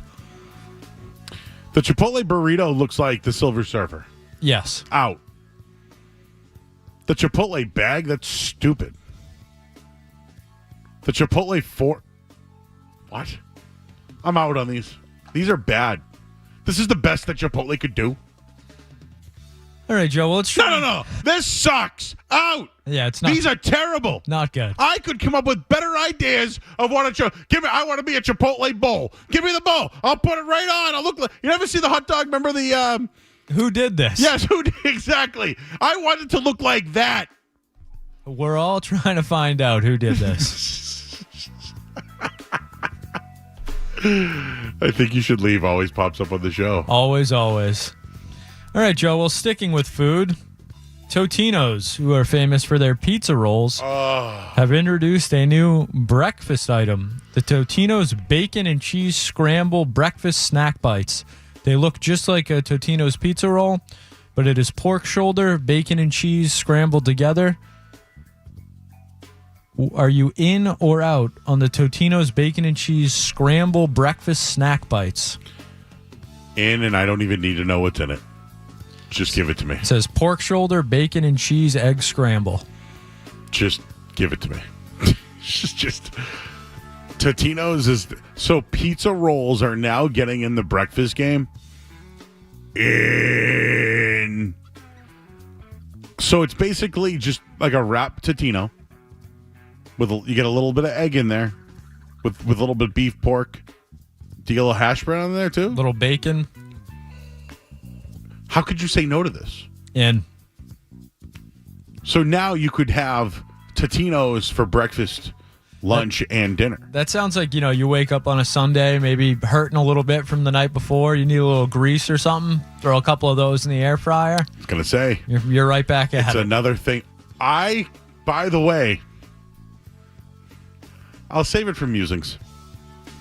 But there was something that I saw this week that you could do in the air fryer that I don't know why I didn't think of it first. The Spirit Halloween Chipotle line, though, that thing sucks. Woof. I like Chipotle. Those costumes, you suck. All right, Joe, we'll head to the world of movies for this one. Ocean's 14 is in the works, Joe. George Clooney and Brad Pitt will reportedly reprise their roles, with Edward Berger, director of All Quiet on the Western Front, being set to direct the film. Joe, are we in or out on Ocean's 14? All right, so Ocean's 11 was he robbed the casino. Ocean's 12 was Benedict came back. What was Ocean's 13? Was it women? I don't even think I remember what Ocean's 13 was. Ocean's 13 was like Bernie Mac, Don Cheadle. It's like the same guys. I'm trying to remember the plot. But like George Clooney was in it and everything? Yes. Matt Damon, Brad Pitt. So I haven't seen 13. Does that make me in or out on 14? Al Pacino's the casino owner in 13. Oh, really? I didn't see that one. Okay, yeah. So who's in 14 then? Robert De Niro? We don't know, but Clooney and Pitt are set to reprise their roles. Is Joe Pesci in it? Where are we going here? Are we just doing all the Godfather characters? Is that where we're going now? Is Ocean's turning into the Godfather? I'm in. Yeah, it better be De Niro and Pesci. It better be. Could they make it better than The Irishman? You know what? The first time I saw The Irishman out, second time I watched it on the way to Hawaii, I liked it. Yeah, everyone says it's better on the rewatch. The Al Pacino, though, I was out on. It's a long one, though, right? Too long. Oh, yeah. And when he was beating up the guy on the street, I did feel like an elderly man was. Like De Niro didn't seem tough to me anymore. Yeah, it is odd to like look back at history and see Joe Pesci as like a tough guy when you just like he's a very small guy. I used to see him in Lethal Weapon 4 and he was an annoying guy. And he was the cop in Home Alone. But then he got made. Well, didn't get made, right? Did he ever get made? My Cousin Vinny? I don't know. Well, yeah, I guess he did there too. All right, Joe, we'll wrap up with this one tonight. Big news in the golf world this week. The PGA Tour and the LIV have been going at it the last year, 2 years, but we're getting a match, Joe, between Rory McIlroy and Scottie Scheffler of the PGA Tour taking on Brooks Koepka and Bryson DeChambeau of LIV. And we can bet on this too? I would have to imagine it. I don't think that's been announced yet. I'd rather that than the sport one. Like the Travis Kelce and Peyton Manning, or like Steph Curry. Yeah, 100%. Tom Brady. 100%. Yeah, I'm very in on These this. are arguably the four. How about this? 4 most popular golfers in the world. Yeah. I think Xander Schauffele's probably. I mean, he's better than Brooks and Rory right now. I'd say Bryson's had a great year, but yeah, Scottie and Xander are probably the 2 best players in the world right now. But yeah, these are definitely the 4 biggest names. So yeah, this is a huge thing for golf, and it'll be good to see these guys playing in an event. I know it's just the 4 of them, but it'll be good to see them playing in an event outside of a major together.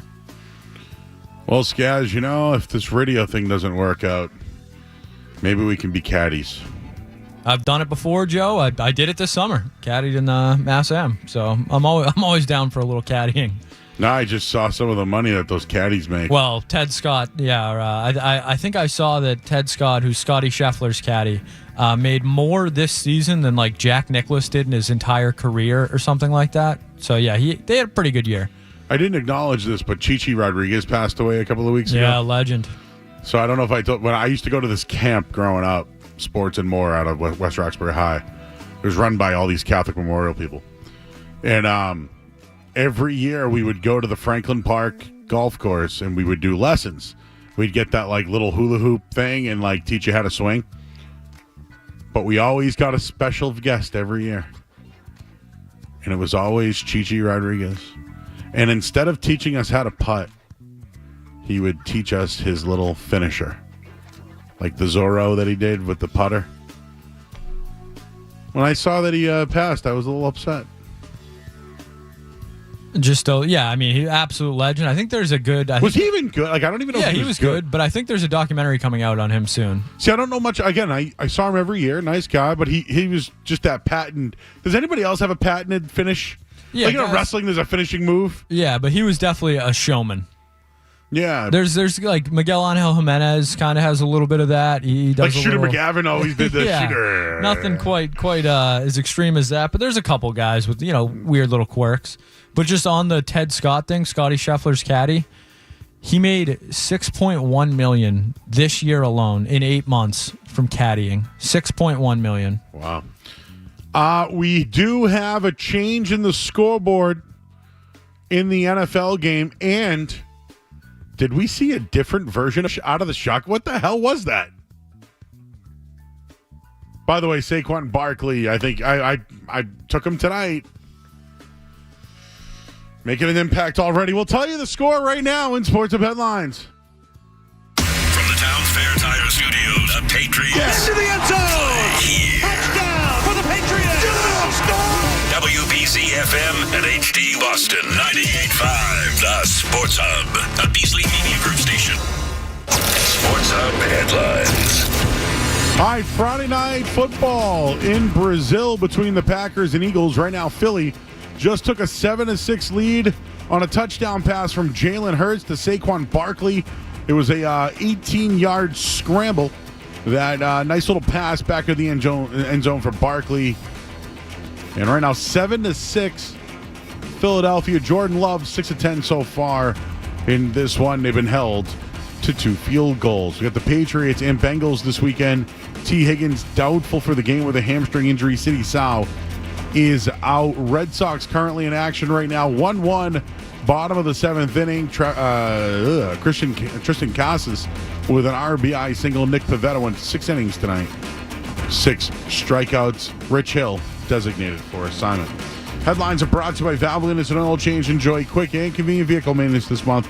Visit NewEnglandOilChange.com for 15% off your next drive-through oil change at Valvoline Instant Oil Change, now open in Weymouth, Canton, Bedford, and Natick. I'm Joe Murray. Your next update soon.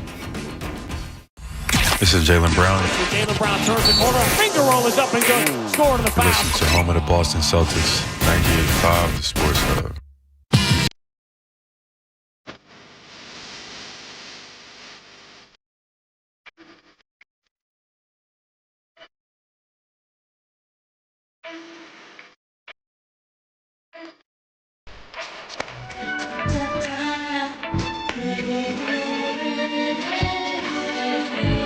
All right, back here at 98.5, the Sports Hub.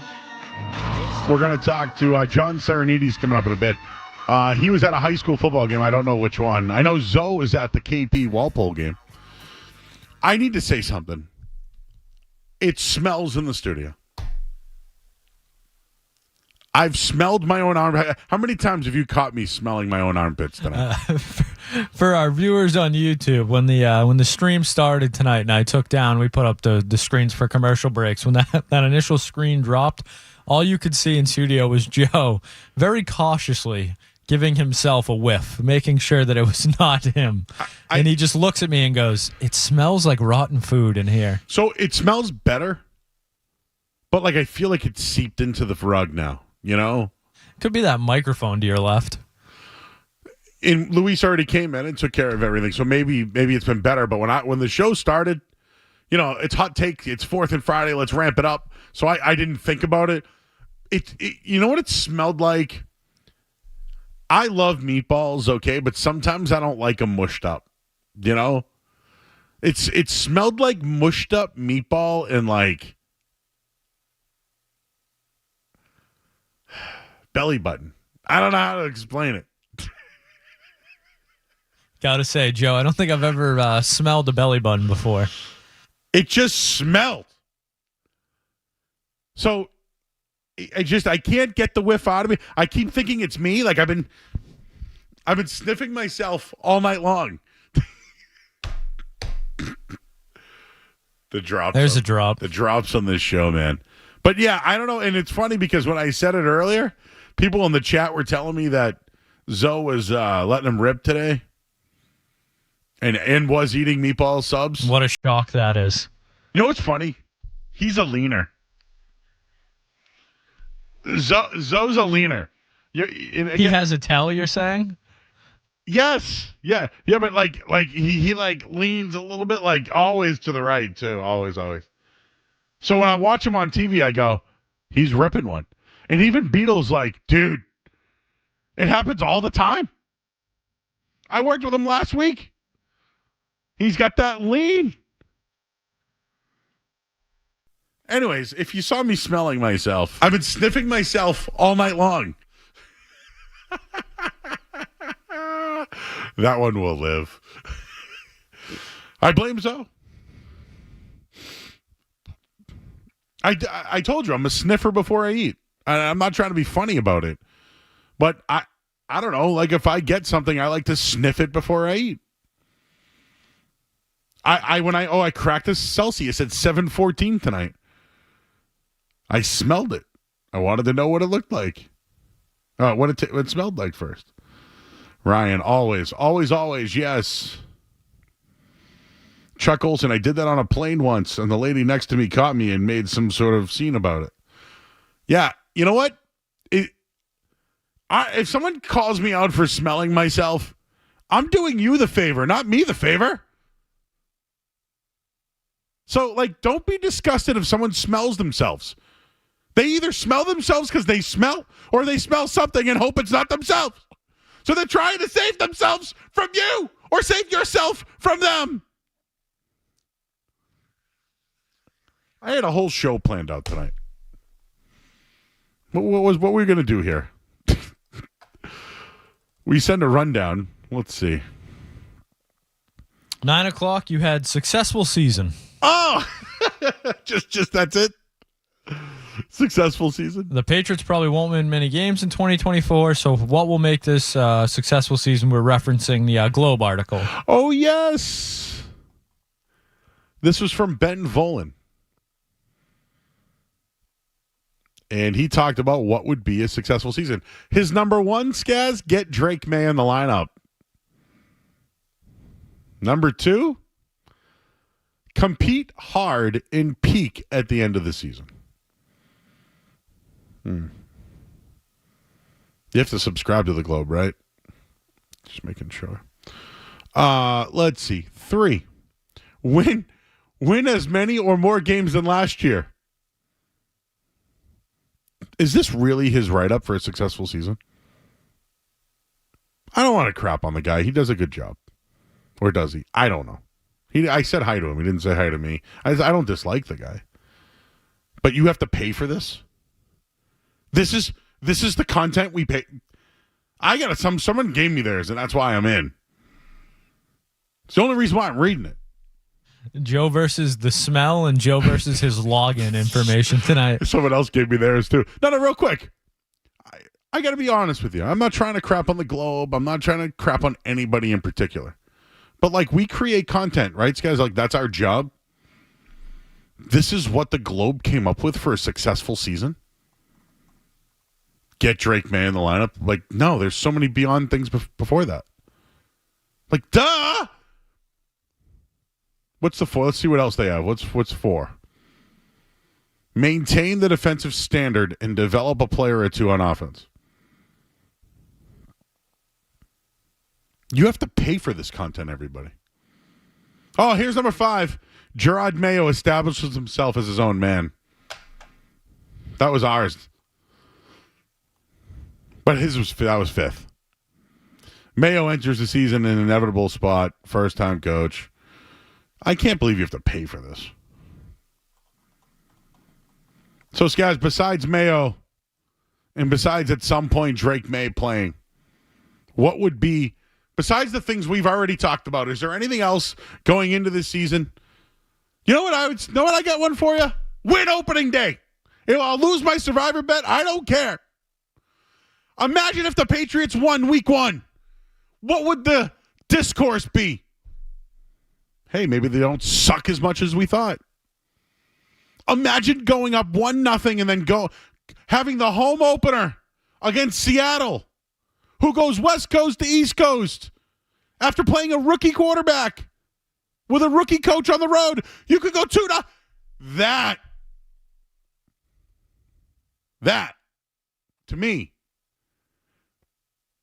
could be a really, really just successful season. You start 1-0, imagine what everyone would think about this team this year. All right, well, I apologize to the Globe for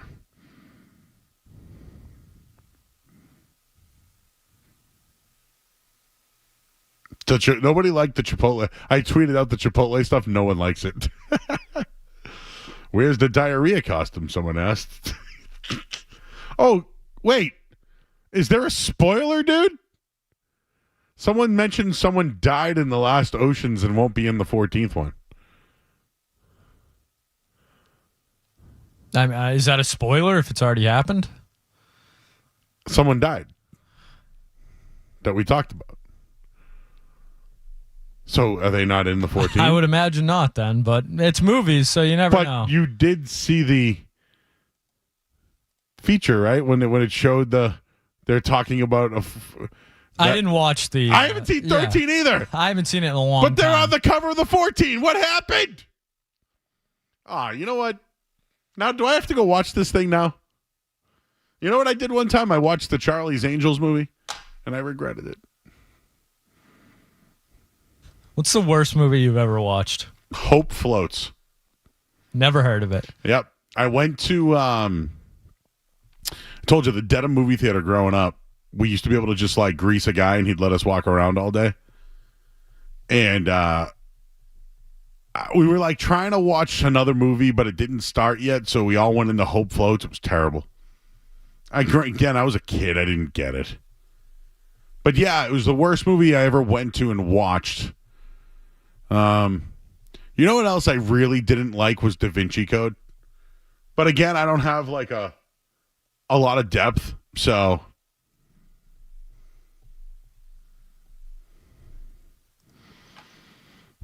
Daniel's in Burlington. Hi, Daniel. Joe, you know the new McDonald's that literally just opened up like yesterday or today? There used to be an old McDonald's with like the fun playhouse and stuff. Yeah. Well, I drove by it today. It looked like the grand opening of the Apple store in Linfield and Market Street. It was every kid from Stoneham, Reading, Wakefield. It was unbelievable. I literally couldn't believe how much traffic there was going to this McDonald's. Are you in or out with kids hanging at McDonald's like we used to at the mall? In? Was there a ball pin? He's gone. Whoa. We got a movie expert on the line here. And, of course, the call screener's a little jacked up. If you could pot him up for me here, Skaz. A man named Marshall Hook. He is a man of many, many, many, many talents. He has an update on Ocean's 13. Hello, Mr. Hook. Now, have you not seen Ocean's? So here's the thing. Like, I'm listening to you as I do when I'm out driving at this late hour of night. But I had to stop at the grocery store. I had to get some milk and some chicken patties and some yogurt because, you know, I got a lot of kids. And I get back in the car, and you're still talking about Ocean's 13. I'm a big fan of the Ocean's movies. Have you not ever seen Ocean's 13? Is that what I'm to gather here? Yeah, I've seen 11 and 12, but we were talking about 14, and we mentioned some characters, and someone tweeted that one of the characters may be dead. So that's why... Oh.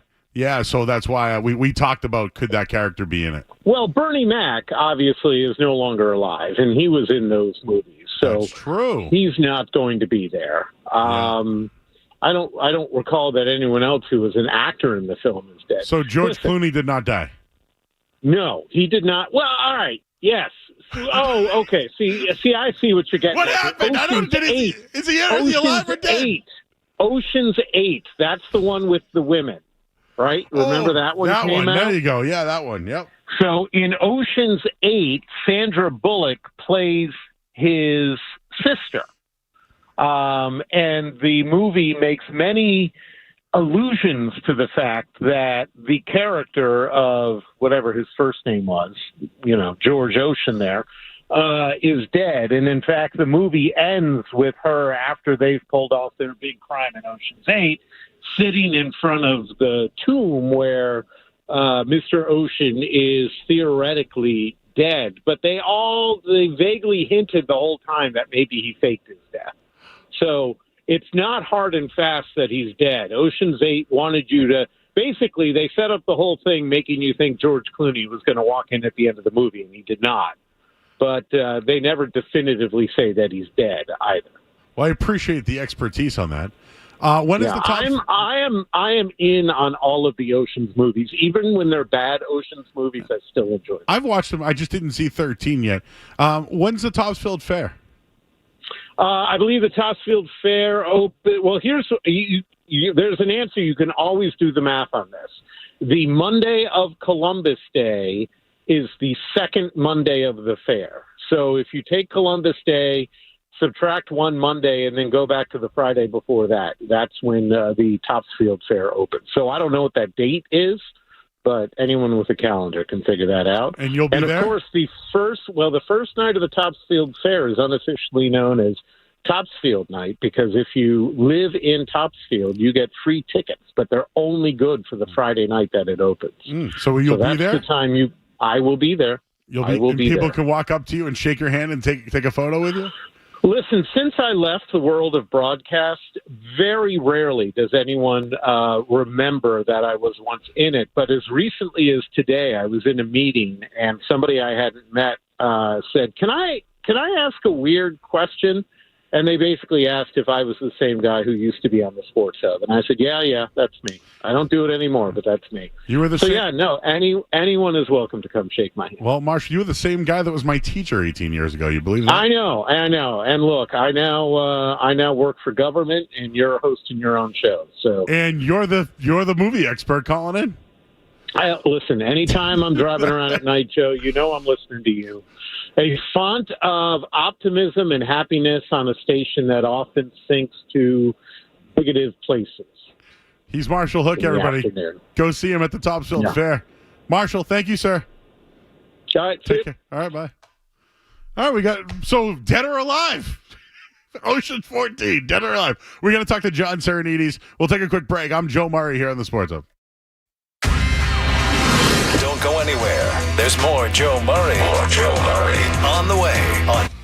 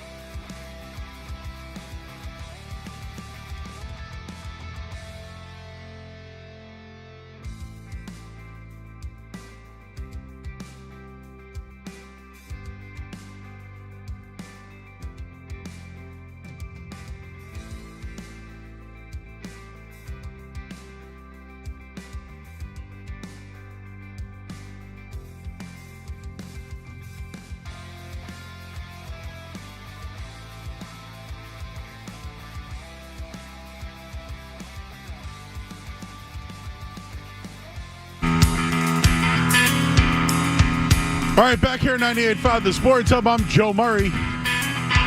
We're 4th and Friday, everybody. Let's go to the Volkswagen Dealers Expert Hotline right now. Welcome in John Serenes of New England Football Journal. John, where you're at tonight, bud? I'm currently sitting in my car, Joe, outside of Parker's Pub in the great Tri-Town region. We are here on the Rentham-Norfolk border, and I'm doing some radio with my guy, Joe Murray. Well, you go see TJ inside, and you tell him you were just on the air with me. I will. TJ's a great dude, and he actually reached out to me asking, when I was going to be on, so it's a great spot here, but I'll definitely, I'm sure he's listening, and if he's not, I'll let him know that you mentioned him. It's like really good wings. Really good wings. Very good wings. Very good wings. Sorry. I'm hoping that the coaching staff doesn't eat them all when I go back in. I know. They're going to have to make them fresh for you. I'm sorry we were late. They're trying to make a new Ocean's 14 movie, but I've never seen Ocean's 13. And then, we had to take calls about what happened in Ocean 13, and now we have a dead or alive situation for 14. Now, let me ask you something about those movies. Was the original, and I'm going to sound stupid here with this question, so bear with me. Wasn't the original Ocean's 11? Yeah, that was with, he just got out of jail, he robbed the casino, and he wanted Julia Roberts back. Okay, yeah, so that was George Clooney, correct? He's Correct. the lead in that movie? Yeah, and he's been in all of them. He's been in all of them, and they've done an Ocean's 12 and 13, and now are they working on 14, or is 14 definitely coming out? They're discussing making a 14. Wow. Okay, but I would imagine they probably won't start filming until after the election because Clooney seems to be pretty into that. Yeah, I know. But we have a dead or alive situation with him, so he's either dead or alive in 14. Oh, because we haven't seen 13. Yeah. Of course, I only watched 11, so I have no idea what happened in 12 or 13. Big week at BC over the weekend? Yeah, big win for them on Monday night. Obviously, a great way for Bill O'Brien to start his tenure there. They're essentially 2-0. No offense to the Duquesne Dukes, who come to town tomorrow for a 3:30 afternoon game. But they're essentially 2-0, and as long as they take care of business tomorrow, stay healthy, they can look ahead to a pretty big early season matchup next weekend at Missouri. Oh, Missouri's good. And I'd like to highlight that at some point. Just real quick, all right, I don't want to take anything away from BC, but was that game more about Florida State or more about BC?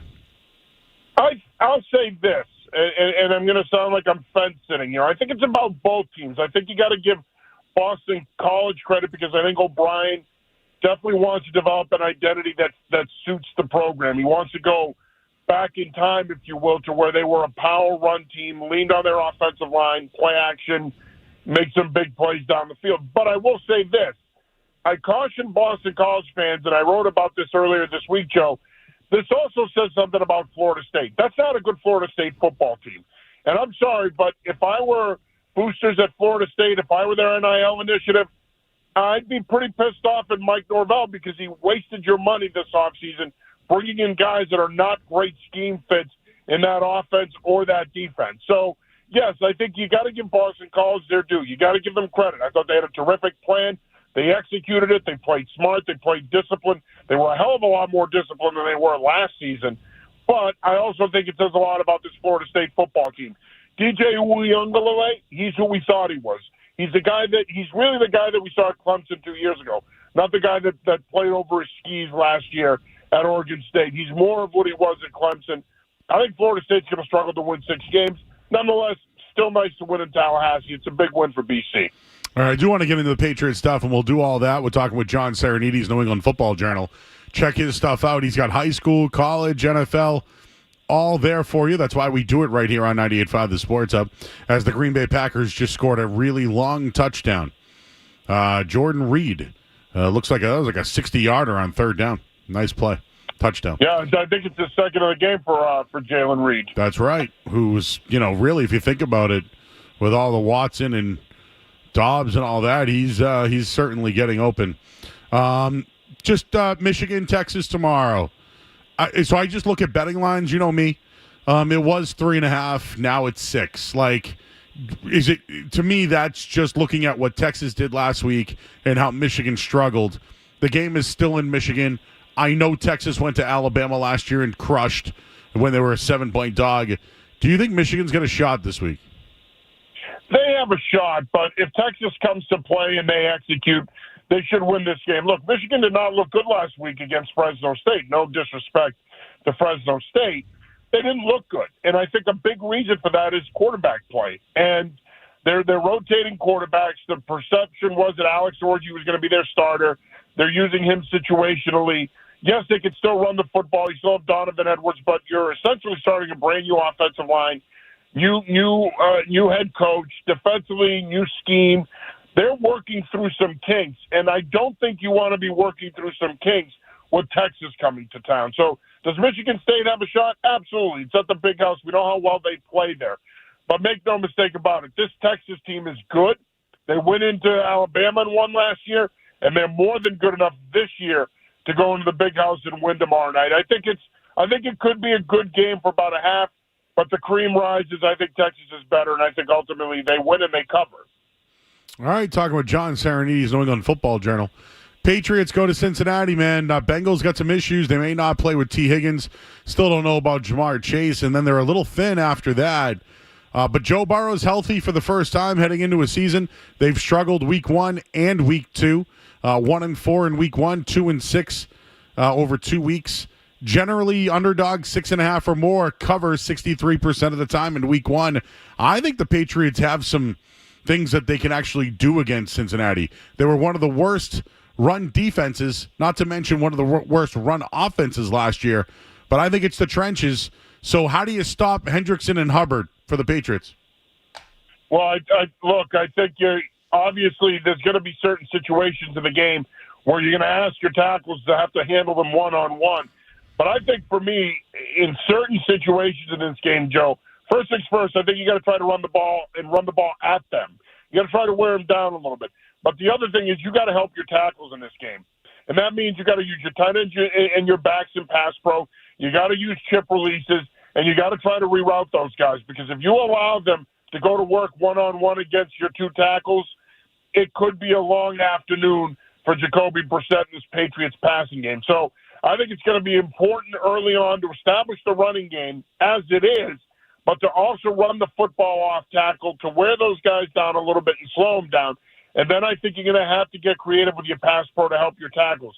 The problem with the NFL is, Joe, these guys love to put 4 and 5 out, and they like to use a lot of 5 and 6 man protections. That's all good, but when you struggle to protect like they do, you got to help your tackles, and they need to help these guys a hell of a lot more than they helped them in that last preseason game against Washington. Yeah, what do you think of the Bengals overall this year? Well, look, I think on paper, if they're healthy and there's no turmoil, yeah, they're one of probably 3 teams that could potentially challenge Kansas City.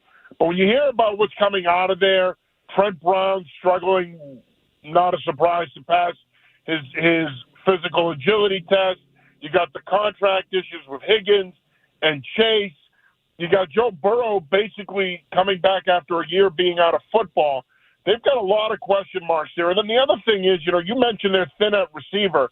Not only are they thin at receiver, but you moved on from Joe Mixon. And while they like Chase Brown, that running game was not very good last year with Mixon. And I don't think it'll be that good this year. Yeah, they brought in Zach Moss to complement Brown, but I don't think their ground game is going to be very good. I think that especially when you look at the trends, as you mentioned, they don't come out of the gate well. And so I think the Patriots do have a shot here. If they play well, they execute offensively, they have a shot at potentially at least hanging around in this one and possibly stealing it. Yeah, I just, is the offense as bad as we think it is? And that's where I'm at right now. I don't know. I think it is bad, but, I think Van Pelt knows that division. I think Brissett's played against that team before. And, you mentioned the slow starts as well. There might be something there for it, but I don't know. I watched the Chiefs. I've watched the Ravens. I'm watching the Eagles and Packers now. I don't know. When I look at the rosters, I know there's a lot of talent for the Bengals. They have a shot, though, of if they win this week, they go up 1-0 in that division. Not to mention Justin Fields is now going to start for the Steelers, right? And then Cleveland takes on Dallas. So I feel like this is a really important game for Cincinnati. But on the flip side, imagine what the discourse would be if the Patriots started the year 1-0. Well, I think it changes people's perception because here's the thing. The toughest part of their schedule is the first 8 weeks, right? Now, look, even if they were to win this game and they start 1-0, you got Seattle coming in here next weekend. Then you got to go to the Jets. Then you got to go to San Francisco. It's still a really tough slate. It'll be nice. It'll be a nice story. But while it will change the mood in the room a little bit, I would still caution people to be realistic here that this is a tough slate coming up here the first 2 months of their schedule. I wouldn't all of a sudden change my view of this team. I still think even if they were to win this week, Joe, I still think you're looking at a 5-12, 6-11, 7-10 team, realistically speaking. But nonetheless, you're in a rebuild in essence. If you go into Cincinnati and beat that team, that's a pretty good win, especially when you consider that Cincinnati, and Joe Burrow specifically, is 3-1 in his career against the Chiefs and Mahomes. They're viewed as one of the few teams that could be a threat in the AFC. So if you go in there and get that win, that'll be a nice start to the Gerod Mayo era. All right, man. Where are you guys going to be this weekend? Well, I mean, we had a bunch of high school coverage tonight. Tomorrow we'll be at BC and Duquesne. We'll also be at UNH and Holy Cross. We're also going to be at Cardinal Hayes out of New York is visiting Catholic Memorial. We're going to cover that. So we've got a bunch of games we're going to be at tomorrow, and of course on Sunday we'll have the Patriots covered as well. So busy weekend as always to kick off the season and doing some coaching. I'm back on the sideline, Joe. King Philip. We had a nice 42-14 win tonight. Good start for the Warriors. So football's here, man. Did you see Zoe? Zoe was there. I did not say what's up, Zoe, though. I was coaching, but Yeah. Zoe was there. Well, I think he left something in the barrel tonight that, I had to walk into today. I was smelling my own armpits. But nope, it was what was he left in the barrel. So wait a minute. I just need clarification here. And so what he left in the barrel smells like your armpits? Is that what you're telling me? No, what he left in the barrel smells like armpits. So I thought it might have been me. Oh, I got you. But okay. Nope, it's the barrel. It's the barrel. Yeah, no, I know you, man. I've known you for a long time. I know hygiene's a priority in the Murray household.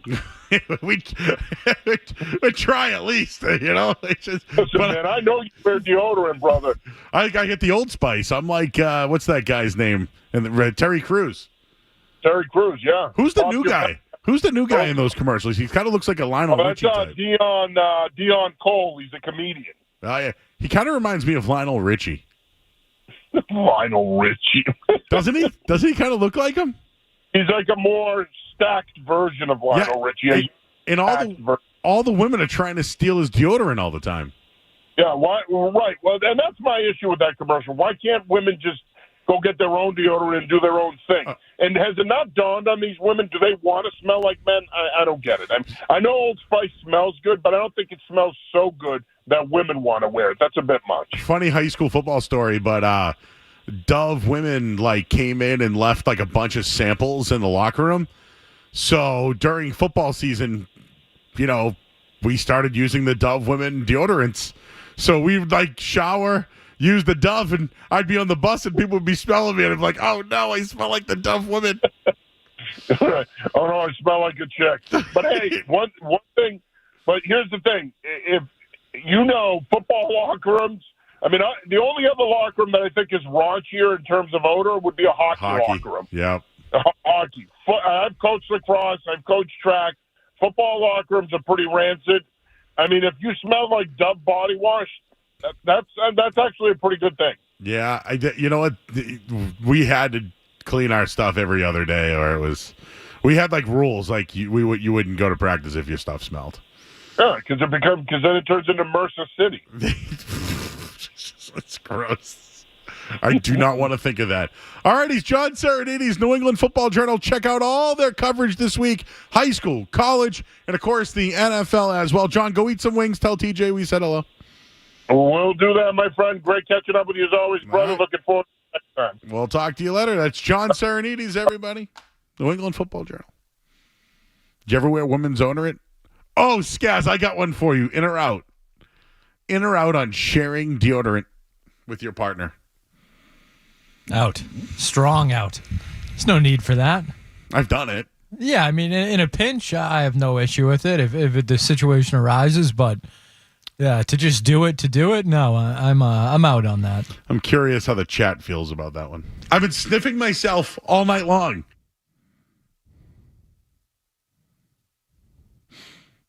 I have been sniffing all night long. Brokerage Babe is in. Chuck Olson's in. see, like, Skaz, you're out, right? But they're immediately in. I've done it. Terrace is out. Ryan's done it. His partner's petite, says Chuck. What does that mean? I don't know. Let's get the headlines here on 98.5 The Sports Hub.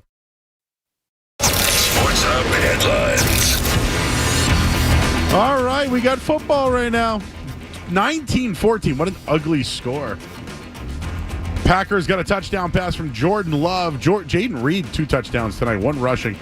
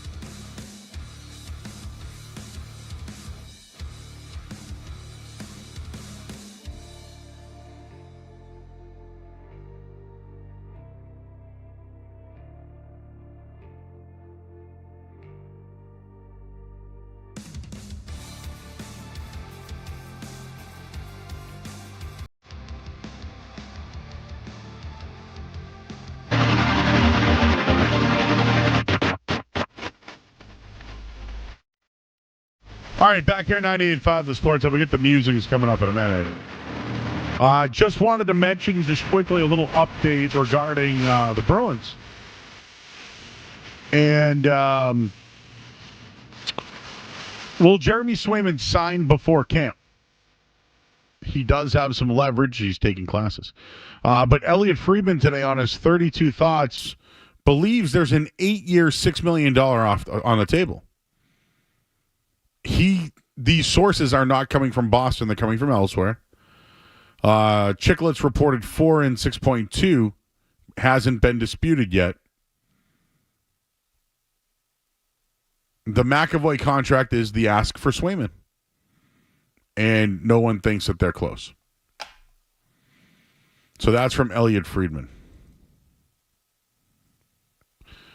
Someone just asked, if you sniff yourself, are you your own food? No. Just going to say no. Anyways, on Swayman, though, does he sign before camp? I'd like to get this thing done. By the way, I battled with Felger about this, and Jim agreed with me. So, Skaz, your opinion? I think Jeremy Swayman's the best player on the Bruins. No, David Pastrnak is okay. Let me rephrase. Is Jeremy Swayman the most important player on the Bruins? I would lean yes, but I think the Bruins have done an incredible job of putting whatever goalie they have in a very good position to succeed. It's the way they play. It's the way they set their defensemen up. It's obviously an emphasis of theirs. They like having a strong back end with the goalie. But I would push back on that he's the best player on the Bruins. Pasternak's the best player. I gotcha. Most important player is Jeremy Swayman. They need him.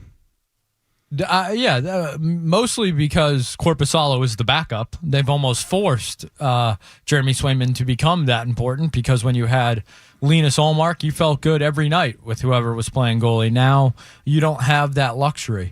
But the Swayman contract talks are one thing, but I've seen other people talk about it this week. Do you think there's anything to the way Marchand handled the question this week about his contract compared to what Jeremy Swayman has done this offseason? The captain of the team kind of called him out. I think so. I have no problem with it. No, I like it from Marchand. He's the captain. He's still old school, and here's the deal. Jeremy Swayman shouldn't be going. I give Mark Lewis credit. Yeah, it has nothing to do with going Mark. on Mark Lewis's podcast talking about this. Yeah, Mark is doing a good job. Good for him for getting Swayman. But I think when the captain of your team is saying, I'll keep it between me and the team. And then gives out all this other stuff. And the young goalie is sitting there basically going over every detail of his contract negotiations. I do think that's not the greatest look for Swayman. I agree with you. So he's going to play this year, right? If I was him, I'd take a 1-year, $6 million deal.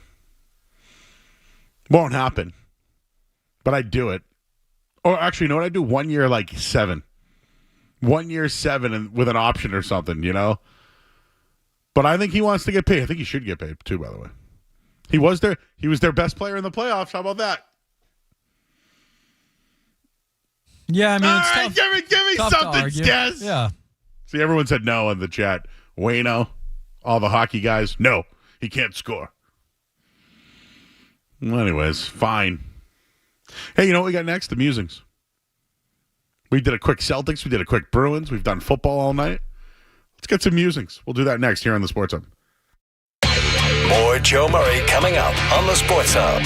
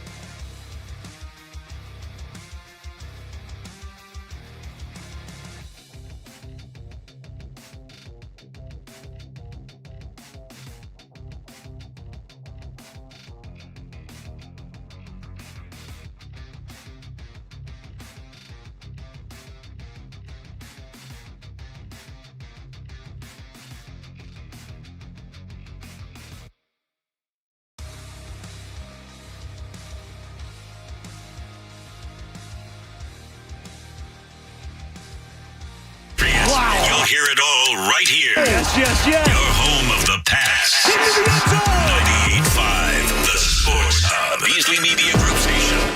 Sports Hub headlines.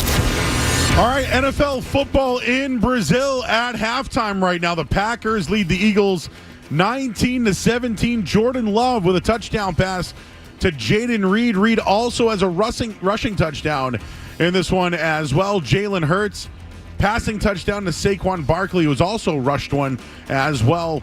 Jalen Hurts with an interception in this one. 19-17 at halftime. Right now, you can get the Eagles to lose by one and still cover for the game. Red Sox 3-1 winners tonight. Ceddanne Raffaello with the insurance home run.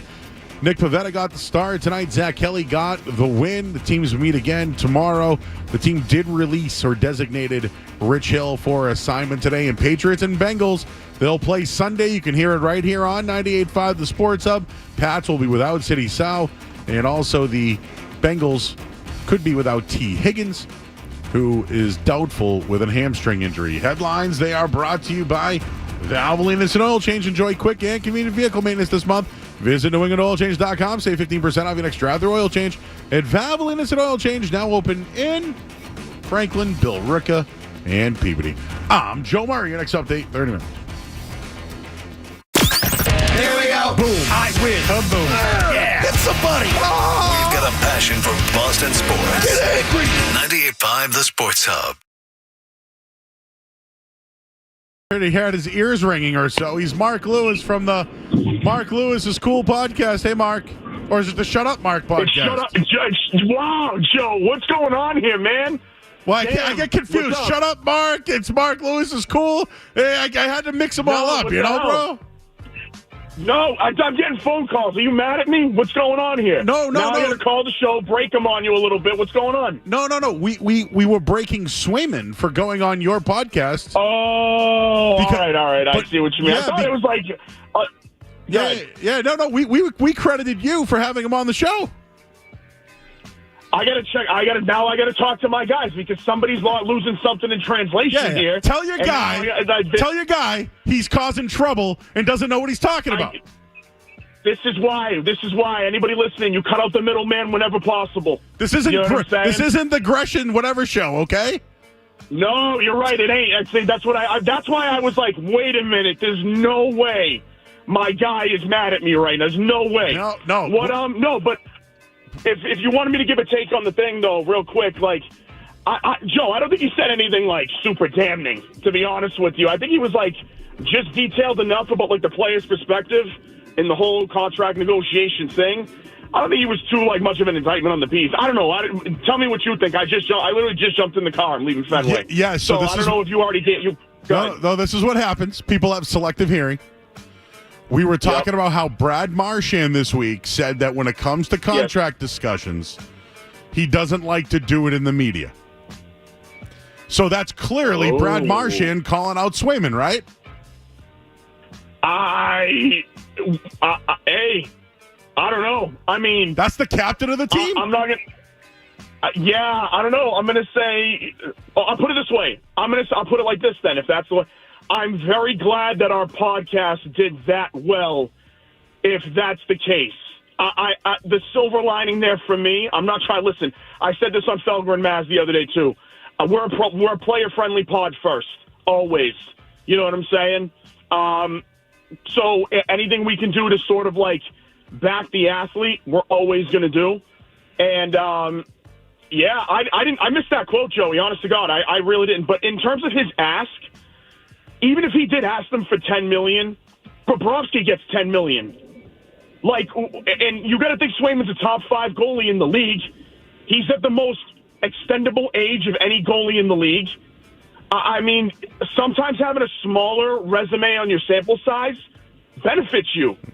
It kind of does, and I think this is one of those situations where it does. Mark, I don't think Swayman said anything wrong. Like, think about it, right? And by the way, you got this out of him, so I'm giving you props, dude.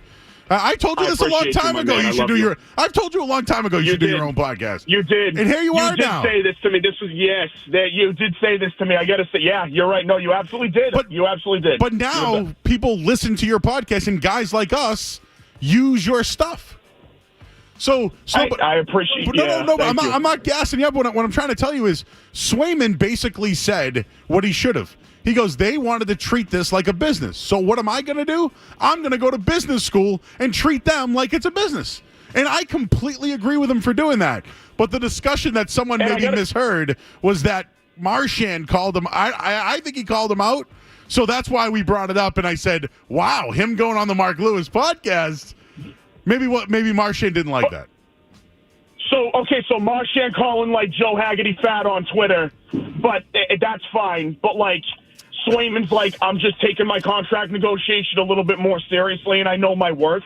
That's a problem. It'd be different if he came on my show and was like, hey, I'm talking about like to Marsh. If I'm speaking to Brad Marchand, like it's different if he came on my show and was like, I think I'm worth 9.75 over 8. I think that's about what they should pay me. And I'm not interested in taking a hometown discount. Like, if he said that, like, I totally get, like, you'd be a clown to talk about specific numbers publicly. Mark, you know what I mean? But you did a great... No, listen. Swayman, you got Swayman to say everything right. I have no beef with Swayman. The discussion we had is... No. The discussion we're having is, did Marchand call out Swayman? Who else would he be talking about? That's what I mean. So, I mean, what other, right? Yeah. So the guy who called you, and said Joe Murray's talking trash. No, I'm bringing up that Marchand obviously knows that Swayman went on your podcast and talked about his contract. Which means that he will never be on Shut Up Mark now, apparently. Well, so why that's not? Great. Why not? Why not, Mark? I don't know. You'd be great with Marchand. I think he'd be great. Yeah, I think between me and you guys, and by the way, I'll break this to you, our next guest is going to be actually Mark Recchi. He doesn't do a lot of podcasts, but he's in town for the alumni thing. We were able to talk to a couple of his people, and we worked it out with Dynasty Sports memorabilia up in the North Shore Mall. Yeah. And September 13th is going to be the Mark Recchi episode. I'm excited. He doesn't do a lot of... Have you ever seen Mark Recchi on a podcast? Not that I know of. He's done a few stuff locally. But no, that's great. Yeah.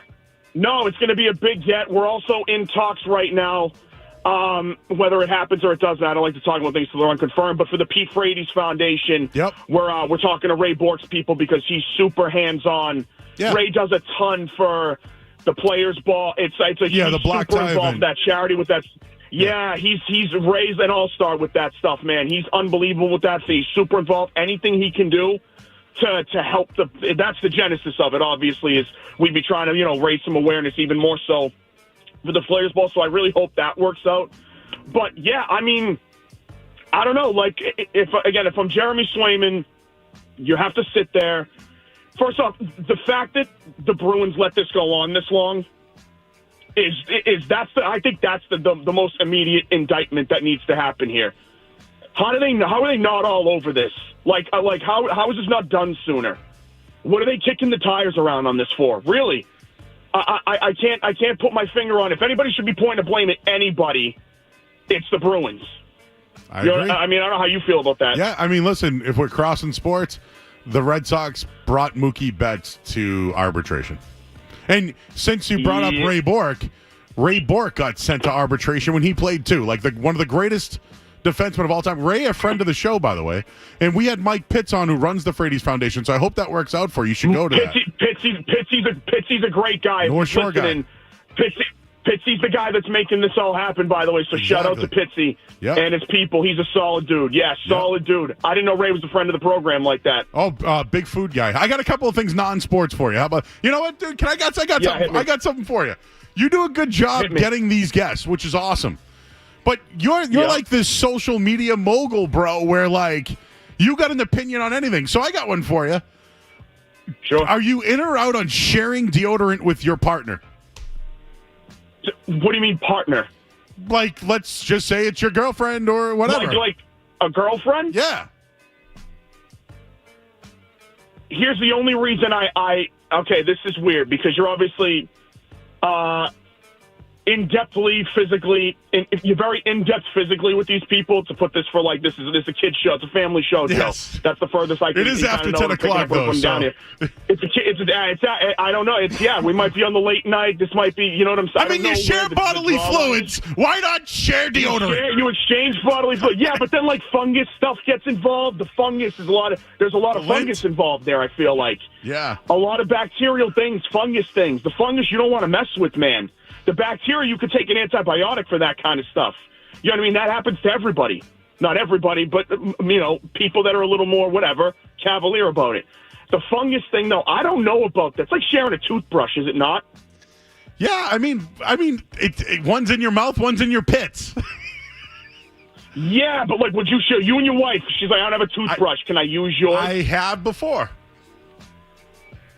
Wait a sec. See, like, this is why you got to tell me. I've done both. I got to interview.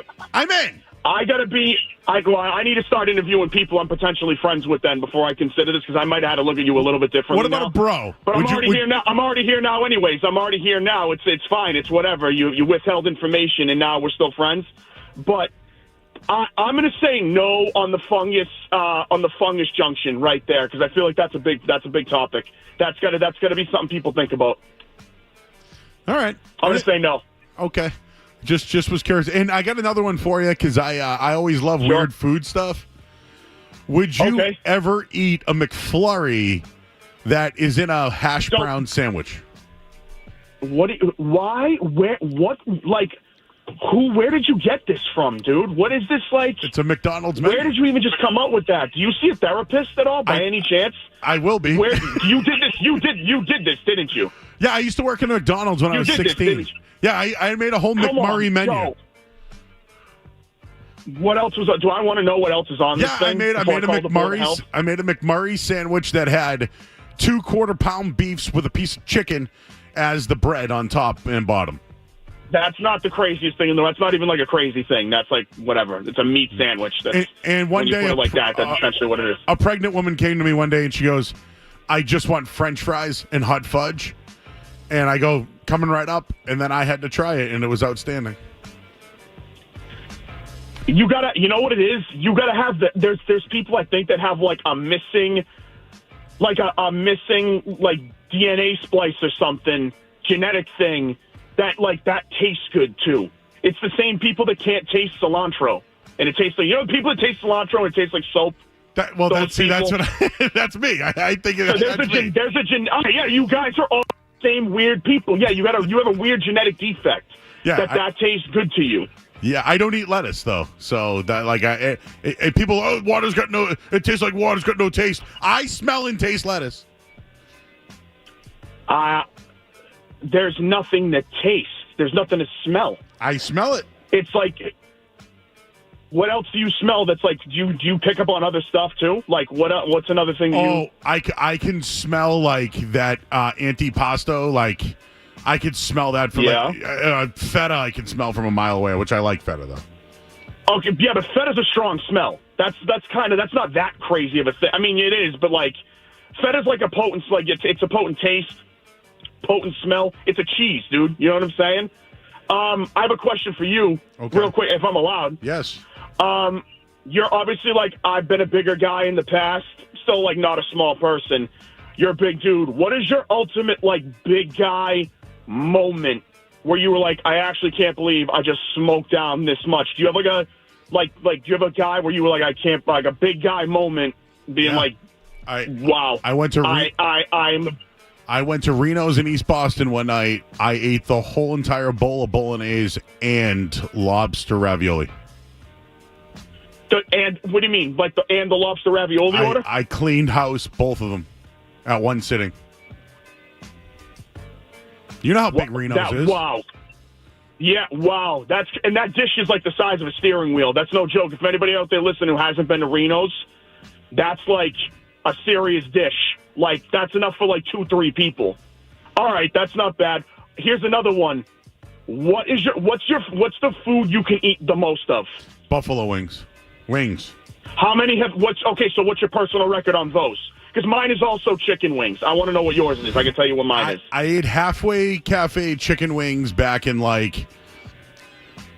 2006, I think I had like 65 in like 15 minutes or something. Okay, I'm at 60 mild boneless wings at Hooters. Okay, naked or the breaded mine. ones? Are you breaded or the breaded naked? ones? I don't like that. I don't like the naked's pointless. The breading's everything. Oh, see, I like the naked ones. Never made any sense. The breaded ones are a little thicker. That's harder to do. Yeah, but that's the taste. You get more texture, bro. You feel like you're eating something. You know what I mean? If I just want a grilled chicken wing, like with like a little Italian dressing marinade on it or some lemon pepper, I obviously don't care if there's breading on it. But like a garlic parm wing, you need some breading to hold the topping. That is true. Are you ranch or blue cheese? Yeah, you got blue cheese every single time. Throw ranch in the trash, man. Blue cheese, absolutely. Especially with the honey, with the gold fever at the 99. You need to have the blue with it. I see that you absolutely need to. I see that you're golfing a lot lately. Skaz, our producer, is a big golfer. He lives he lives out in Rainham. So I don't know if you make it out that far, but do you have a golf course recommendation for him? For out there, I would say the place in Fitchburg. I'm golfing tomorrow. I think it's called Cedar Hill. Hold on, let me look at my text really quick. He probably knows what I'm talking about. Or it's in Framingham. Fitchburg or Framingham. Fitchburg, not near Rainham, but that's fine. What I don't know, Joe. I'm a North Shore guy. I go past Quincy. I have no idea where anything is. I'm not going to lie to you. I have absolutely no clue. For anybody listening, if you're a North Shore, and it's the same thing with the South Shore people. They come up here and have no clue where anything is. Yep. I go South Shore. I'm in a different state. It's a different state. It's a totally different state. North Shore, Mass, South Shore, Mass, and Western Mass should all be different states. I'm convinced. All right, man. Break up the Commonwealth. All right, absolutely. Dude. You got a take on the Pats before we let you go? Yeah, I think this team's going to be better than people think they are. I think this defense is really going to be in your face. Losing Barmore is tough. But I think we have a great secondary and we have a solid linebacking core, I think at least. I am going to say we're a little bit more skilled on offense. I will see how this O-line works. There's no Skarnecki, obviously. There hasn't been. You're going to see that. Where did we go last year? 4-13? Yep. Right? Where did we go last? 4-13? Yeah, and the win total's was 5.5. Now it's 4.5. Okay, I'm going to go an optimistic 7-10. Wow! And that's if Drake May comes into play. They should play him. Zolak disagrees with me. He's like, I don't care what game it is. It's the NFL. If you can play anybody. All right, I get that. I am aiming for. I think we play the Titans in October. Somebody look that up. I think it's week 6. Okay. I think that's the perfect game to put Drake May out there, barring it's necessary. I don't know if you're 6-0 at the time, no, or have a winning record at all. If you are 500 or below at that point in October, that Titans game, you play him. Okay. That's my point of view on it. All right, I'm going to write a headline that says Mark Lewis calls out Brad Marchand for Swayman take. How about that? That's fine. Then I got to fight this guy in Charlestown at the Starbucks. Watch, I'm going to tell you right. I'm going to see whatever the hell he lives. I think he lives over in the Navy Yard or something. I don't know where he's at, but yeah, go figure. I'll be at the 99 or something. This guy will be walking his dog outside, and then it's yeah, here we go. Great. He's like, oh, you're the Mark Lewis guy. Yeah. When are you coming on the pod, dude? Zolak already did. Jerry Thornton already did. Yeah. Where are you? I'll do it someday. But I wanted to tell you that you do a good impersonation of Zoe. Yeah, he's very like, this guy's coming out here and then we're doing the thing with out. Yeah, he's like very. He's fast. He's clearly a PA guy. Yeah, definitely a PA guy. Still, definitely got that that accent too. Zoe's the man. He was great on the show. So was Max Lane. Shout out to Max Lane as well. Max Lane was on the show as well. He's good. They're both their kids. They're gonna be ballers. They're both. I can't believe you just hit me with a someday. By the way, for the show, that's crazy. I'm not gonna lie, that's wild. Someday, that's insane. That's like Calogero to like Sonny in a Bronx Tale being like, you think I'm ever gonna be a big shot? Yes, someday, kid. That's crazy. It's kind of like the half. Wow. You ever get the half hug by a girl? No. Yeah, man. Yeah, the shoulder tap almost. Yeah. Wait, brutal. Are you always broadcasting from a Dave's Hot Chicken? Or do you have a studio? No, we typically do them out of Dave's Hot Chicken locations, ideally, unless we need to accommodate otherwise. Yeah, it's always out of different Dave's Hot Chickens. Like the Zolak and the Jerry Thornton shows, we did at the Newton one. Yeah. I'll come on. I just don't think I'm a big deal. Maybe we could bring I could bring somebody with me that's a big deal. Here's the best part about the show, right, Joe? It doesn't matter what you think. I think you're a big enough deal to come on the show, and it's my show. So guess what? I think you're a big enough deal. So that's really all that matters, right? All right. Well, I'm in then. We'll work. Yeah. You do the Mark Recchi and all the big guys, and then one day I'll come in there and we won't even talk sports. We'll just talk crap. Yeah, exactly. That's fine. I'll talk to you about Saugus wings for 2.5 hours. In on that. By the way, the guy that told you I was talking crap, I want you to validate it. You can go listen to the podcast. We credited you. So whoever's stirring up the stuff, they did it to fire you up because they know you get. I gotta go to my guy. You know what it is? They know you get fired up about it. They know you get pissed off.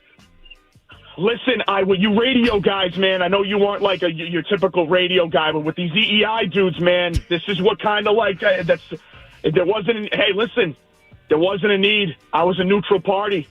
Yeah. I'm out. You know what I'm saying? You don't have to bark up this tree. They didn't want to give you credit for doing a good job. Fine. You don't have to give me any credit. You don't have to give me credit at all. Don't condescend me. Don't disrespect me. That's all it is. I don't care if you're like, we don't know who this guy is, but we thought this clip was interesting enough to use for our show. Okay. I don't care.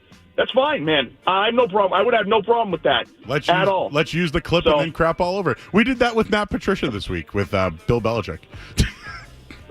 Did you really? Well, you're never going to get him on the show. We played the audio, and then we're like, oh, he wants to give credit to – he wants to find a job for Matt Patricia.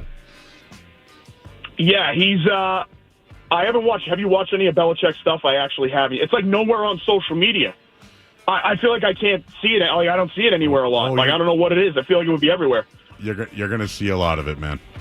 You are going to see a lot of it. All right, Mark. Go enjoy your golf course tomorrow, man. You're the best, Joey. I'll talk to you, man. Thank you. All right. There's Mark Lewis from the Shut Up Mark podcast. Well, there's a lot of musings there. What do we got for birthdays today?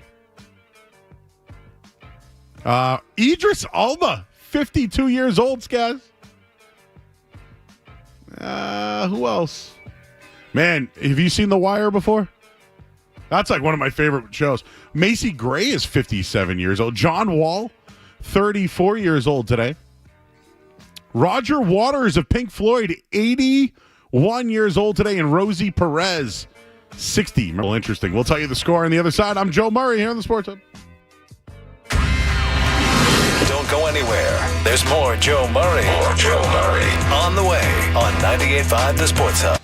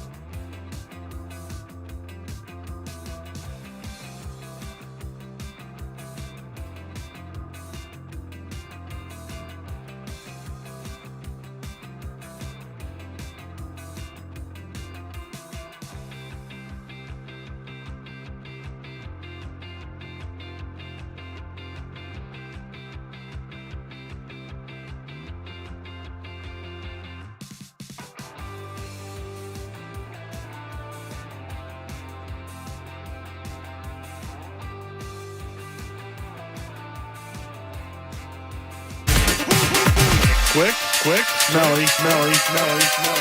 It's Joe Murray on the Sports Hub.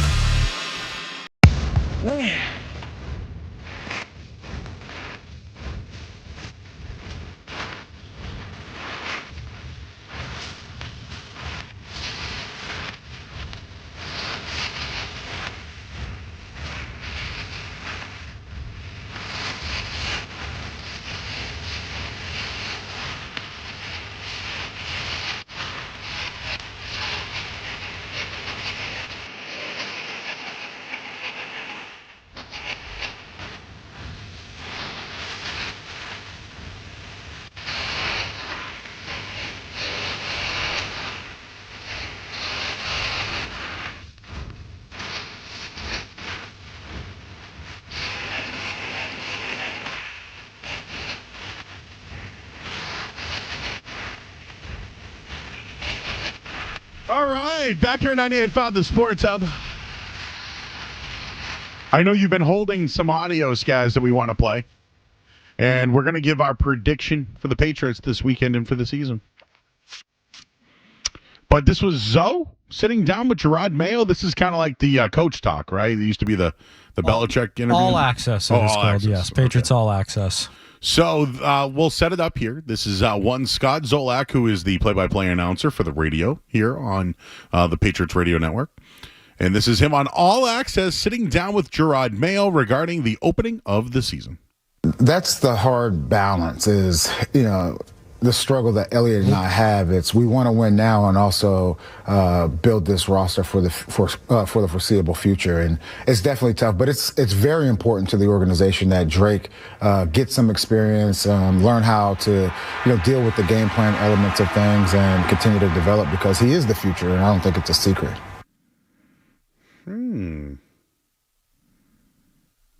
What'd you think of that, Skaz? I think that's what kind of we've thought all along. The plan is Drake May is the future. We're going to protect the future. He will get out there at some point, but we are in no rush to send him out there. And I think that's the right play. Whether fans like it or not, this team is not going to the playoffs or winning anything this year. Drake May figuring out if he can play and figuring out if Gerod Mayo can coach are the two biggest objectives this year. And do they go hand in hand? I think a lot of people would say yes. I would push back a little bit because I expect Mayo to be more involved defensively. But yeah, I'm perfectly fine with the cautious approach to Drake May. I don't think the risk of playing him this early in the season outweighs the reward. I think waiting till week 5 or 6 or whatever it happens to be, I don't think you're doing anything detrimental to the growth of Drake May. I'm so over the discussion of Drake May. Just, it will happen. It doesn't need to happen right away. They've already, what's he going to do? They've already explained, well, Wolf did, if you read the article, he basically said he's going to play scout team, he'll be the backup, he's going to develop at practice, and I agree that he can do that. I completely agree with that. See, people are saying, yes, exactly, Skaz. See? I mean, even Skaz knows what's going on. Prediction time. We got Joe Me the Money. You don't want to miss that. I got a lot of bets for this weekend, everybody. A lot. Including the big one tomorrow, Michigan and Texas. I'm ready. Oh, I'll be working the game this Sunday here on 98.5 The Sports, a post game. But I'm going to be here all day. So I'm going to probably do a live little watch along thing if you want to do that. So you can probably do that on Twitter if you want to follow me there. All right, Skaz, I have for this weekend, I have the Bengals winning 24-9.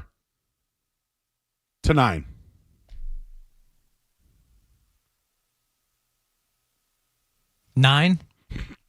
3 field goals. Boo. And Joe, I think we're getting a competitive one. And by the way, they're going to be down 24-9 with a chance to cover at the end of the game. 24-17. So if they do that, get the 2 point, it's 24-17. But I'm saying 24-9. So you think they could score 17 points? The Pats? I do. They I think the Bengals. They averaged 14 points per game last year. Joe, I expect them to be better offensively than they were last season. I know that's not a high bar, but we all have aspirations. That's an aspiration I have for the Patriots. Be better on offense this year. Okay, I'm 24-9, and you're 24-17. Because I think the Pats defense, if they can, we know the number, right? What is it, 22.5 or under? Generally, they win, cover games, whatever it is. So I think 24 is the right number. Season. I have them going 3-14. 5-12. So it depends. So if you can get it at 4.5 and go over, but you got to pay like $150 for it. Yeah, it's. But if you get the 5.5, go under. See, that's what I mean. The number, it's going to be between 3 and 5. If they go over 5, success. Again, we keep talking successful season. I don't think wins and losses matter. Like, dude, they could go 8-9. Is it a successful season? Not unless they had some guys perform well. Like, if it was like, oh, Brissett's not as bad as we thought. Like, 8-9, it did nothing for you. So we're both on the same page. 5, I got 3. All right. And we gave out our Survivor picks early. We got Joey the Money coming up in a minute here. But our man, JP in North Providence on the line. Hello, sir. Joe, so you're saying the Patriots won't even sniff the end zone tomorrow? Well, listen, Sunday. We're doing a lot of sniffing, right? I don't think they'll be sniffing the end zone. So can I prop on that? I can take a prop on that? I'm looking for some fun stuff to bet just to make it interesting. Can you give me some odds on if they score a touchdown or not? That would be good. You know what? Somebody's going to have that. Yeah, there'll be a touchdown prop. There's also a no touch. What there really is better is no touchdown prop, dude. A couple of years ago, when the Chiefs played the Bucks in the final in the Super Bowl, I put 25. I almost did it. I almost put $25 on no touchdown scored for the Chiefs. They did not score a touchdown in that Super Bowl. Do you believe that? I'll look into that. How about one for tonight that the two teams make it alive back to the plane and leave Brazil? Dude, that might be a. We were going to mention that. One. There's some interesting things going on there. The wives are tweeting for the guys. Oof. Somebody got a Brazilian wax. There's a lot going on, man. Yeah, that's called Brady's divorce. That was a real Brazilian wax. So, Joe, 6-month anniversary. Tomorrow night we're going to the Boathouse Bistro and Pizzeria in Hingham. And then Booty Vortex is playing right there at the Hingham launch. Never been. Anything? Give me some advice there. Have you been? So, yes, Alma, Wahlberg's mom, has a great spot right there. Yeah, I saw the prices there. We're going to the Boathouse, Joe. Yeah. I mean, if you're going to ask me, I like the Dairy Queen that's on Route 3A over there near the Boathouse. Yeah, that was always a nice little ride home from... I'm good, Joe, but I'm not that good. Dairy Queen for 6-month anniversary. I know. I can get away with the Parrot over at Nantasket, but we're going to be in Hingham. So talk to me on Boathouse. Anything off the menu you like? I haven't been to Boathouse, but Crow Point's a beautiful area over there if you want to, go for a little cruise. And whatever that pizza joint, I know you're not getting it, but they make a great buffalo chicken pizza over there. All right, as long as it's nice over there. Thanks, Joe. Hey, maybe that's a new segment. I got it. We call in and throw out a restaurant name. It's Stump Joe. Have you been there or not? I haven't. You know what's funny is Hingham's a little highbrow for me. Like that whole shipyard over there. Plus, I live North Shore. Why am I going South Shore? I'll try and let you know, since by Sunday you're going to be on to about what, 1 in the morning? No, the game's at 1, so I'll be on probably till 7 o'clock. Yeah, good luck by 6:30 trying to come up with ideas of how to call you and Cerrone. I will look forward to hearing it, Joe. It'll be Leroy this year. Oh, Leroy, very good. Thanks, Joe. All right, JP. Thank you, sir. Thank you. All right, guys. Last headline of the night. There's a little bit of controversy going on in the game right now. The refs got to figure it out. Last headline of the night, and then Joe Me the Money coming up next here on the Sports Hub. Sports Hub headlines. All right, 26-14 right now. Packers lead the Eagles. Eagles have the ball. Jordan Love, 2 touchdown passes in this one. One to Jaden Reed, the other to Christian Watson. I have him over 3.5 catches, so I could really use 2 more catches there. Jalen Hurts has 2 TDs as well. One to Saquon Barkley, the other to A.J. Brown, who's got 4 catches, 108 yards. Patriots will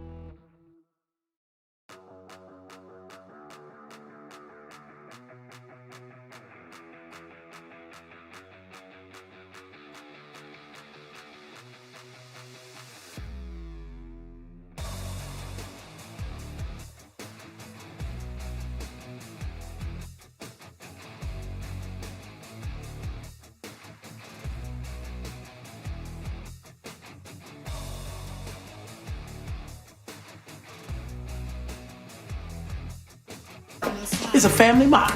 Are you ready, Jerry? I'm ready. Just want to make sure you're ready, brother. Here it is. Show me the money. Spot for a Glock. I took a loss over floss, but still got a knock. Money! Jerry, does that make you feel good just to say that? Say it with me one time, Jerry. Show you the money. Oh, no, you can do better than that, Jerry. I want you to say it what you would mean it, brother. Hey, I got Bob Sugar on the other line. I better hear you say it. No. Show you the money. Not show you. Show me the money. Show me the money. Yeah. Louder. Show me the money. That's it, brother, but you got to yell at me. Show me the money. I need to feel you, Jerry. Show me the money. Jerry, you better yell. Show me the money. Here comes the money.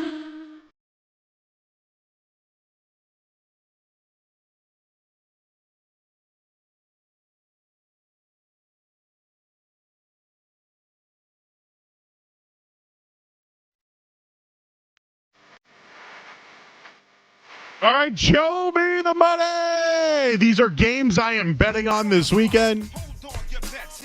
I got to slow down a little bit. Where should we start? Let's do college football first.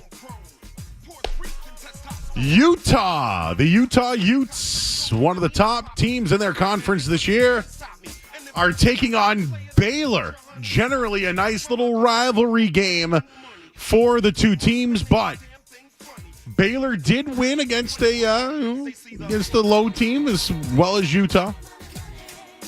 I am going Utah to roll Baylor. So right now the number's 14.5. I'm going to buy the hook. Give me Utah minus 14 over Baylor. Ring the bell. Bang, bang, bang. Here's another one, an in-state matchup. Iowa State, one of the best defenses in the country, is now a 2-point favorite at home against an Iowa State team. That's good. But Iowa, top 25. I love what Iowa's done this year, and if I can get them at a low number, give me Iowa minus 2 over Iowa State. Ring the bell. Ding, ding, ding. Here's another one for you. I don't love road chalk. I don't love the number 5. But you know what I do love? Money. Give me Jalen Daniels and the Kansas Jayhawks at Illinois minus 5. Ring the bell. And the big one. Michigan. Texas. It's a big one, and it's a nooner. Sometimes these nooners. Right now, Texas is minus 7. The opening line was 3. So the look ahead was 3. Now it's 7. I don't love the line movement. I think Texas wins the game. I think 7's a little too much, but I'm going to go over 42 in this one so we can ring the bell. Over 42, Texas and Michigan, and I got a couple of NFL for you. I've been leaning this one all week long. I keep getting excited for it. But rookie quarterbacks struggle, and a rookie quarterback against a Todd Bowles defense. Give me the Tampa Bay Buccaneers minus the 3 versus Washington. Ring it! And my final one. I gave this out the other night with Lift Shots, if you were listening. I got myself a little underdog on the road. Give me the Raiders to go into the LA Chargers and get Harbaugh his first loss of the year. I got the Raiders plus 3 in the NFL. Ring the bell! So there you go. Bucks, Raiders, Utah, Iowa, Kansas, and we got the over in Texas, Michigan. 6 bets for you this weekend, not to mention what we gave you in the Patriots game, and we got a couple on the line tonight with some prop bets. So I've given 10 bets out in the last 3 days, and not including last night, which would be 13. Joe Me, the money is rolling. It's week 2, week 1 of the NFL. We'll wrap this show up here on the other side. I'm Joe Murray here on 98.5 The Sports Hub. More Joe Murray coming up on the Sports Hub.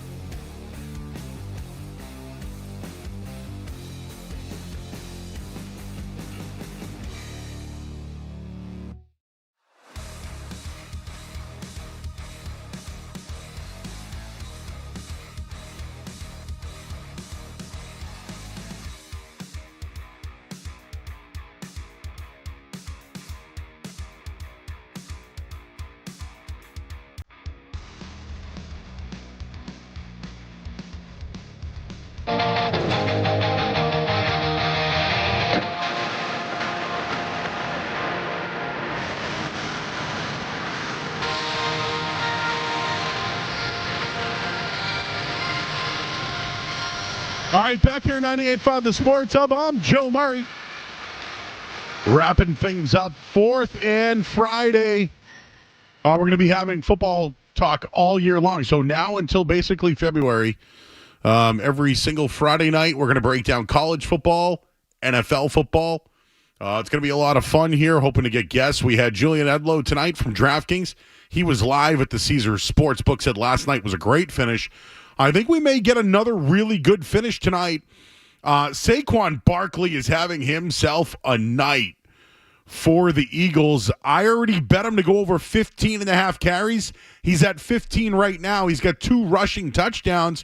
He also caught another. So if you bet that one tonight, his next rush, he'll light the lamp. I also went over on Christian Watson receptions. He has 2. I went over 3.5. So 2 more receptions. He'll cash that one. I lean the over tonight. That thing is soared over. So right now, Eagles have a 31-26 lead.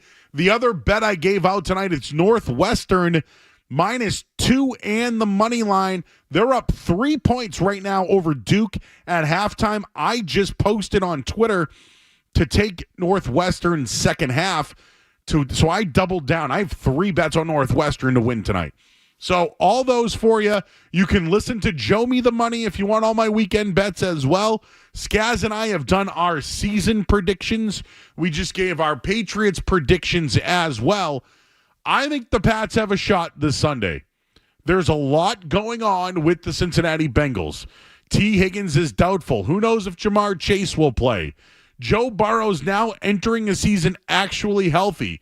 They have a new running game that was 31st in the league last year, and they're trying to work in Chase Brown and Zach Moss, but they do not have a good rushing defense, and that's where I think the Patriots can find some of the soft spots in the Bengals defense. But when it comes to the Bengals defense, the number one thing you have to look at is Trey Hendrickson on one side and Hubbard on the other. Last year, they accounted for 22 of the 44 sacks that the Bengals had last year. So, who will the tackles be for the New England Patriots? Can they protect? But, more importantly than all the protection, can they run the football? Can they open up lanes for Gibson, who's questionable, by the way, and Ramondre Stevenson? I think Ramondre can have a big day. The other guy I predict that could have a big day for the Patriots is Hunter Henry. Last year, the Bengals struggled against tight ends. I think Henry could have a big day. And just remember, this is the Alex Van Pelt offense. They like to get the running backs involved. Remember Nick Chubb, Kareem Hunt, Ford, and also Njoku had his best season last year. And can one of these wide receivers really have a breakout year? Demario Douglas is supposed to be that guy. I hope it's Jalen Polk. Another thing regarding the Patriots, just in general, underdogs in week 1, 6.5 points or more, win 63% of the time. That's not just the Patriots, it's all teams. So although I think Buffalo crushes Arizona, they fall into that category. Also, divisional dogs, home dogs, all that stuff. Look into the trends this week. I wrote an article over at 985thesportshub.com where you can see all the trends. One last thing on the Bengals. If you look at it, we've mentioned that they're 1-4 in week 1. But look at the quarterbacks they went up against. Jimmy Garoppolo. They lost to Tyrod Taylor by 3 points. They lost to Kirk Cousins. They beat Kirk Cousins by 3 points. They lost to Mitch Trubisky by 3 points. And last year they lost to Lamar Jackson by 3 points. If we look at 2 of those quarterbacks and take out Cousins and Lamar Jackson, there's Tyrod Taylor that they lost to, Cincinnati, and there's Mitch Trubisky that they lost to. Why not Jacoby Brissett in that case? We'll say bye to